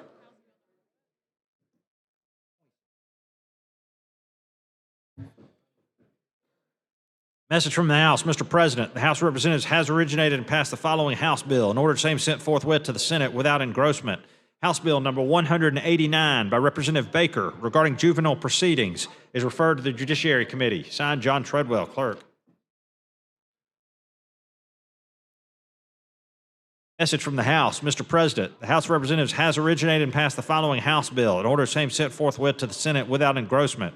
House Bill number 250 by Representative Garrett regarding income taxes is referred to the Committee on Finance, Taxation, and Education. Signed, John Treadwell, Clerk.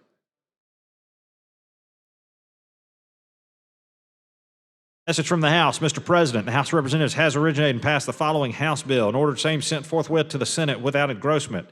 House Bill number 318 by Representative Keel regarding traffic infractions is referred to Finance and Taxation General Fund. Signed, John Treadwell, Clerk. Message from the House. Mr. President, the House of Representatives has originated and passed the following engrossed House bill and ordered same sent forthwith to the Senate.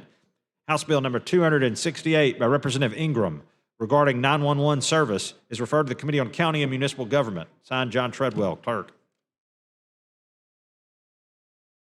Message from the House. Mr. President, the House of Representatives has originated and passed the following engrossed House bill and ordered same sent forthwith to the Senate. House Bill number 190 by Representative Baker regarding the Railroad Modernization Act is referred to the Committee on Finance, Taxation, and Education. Signed, John Treadwell, Clerk.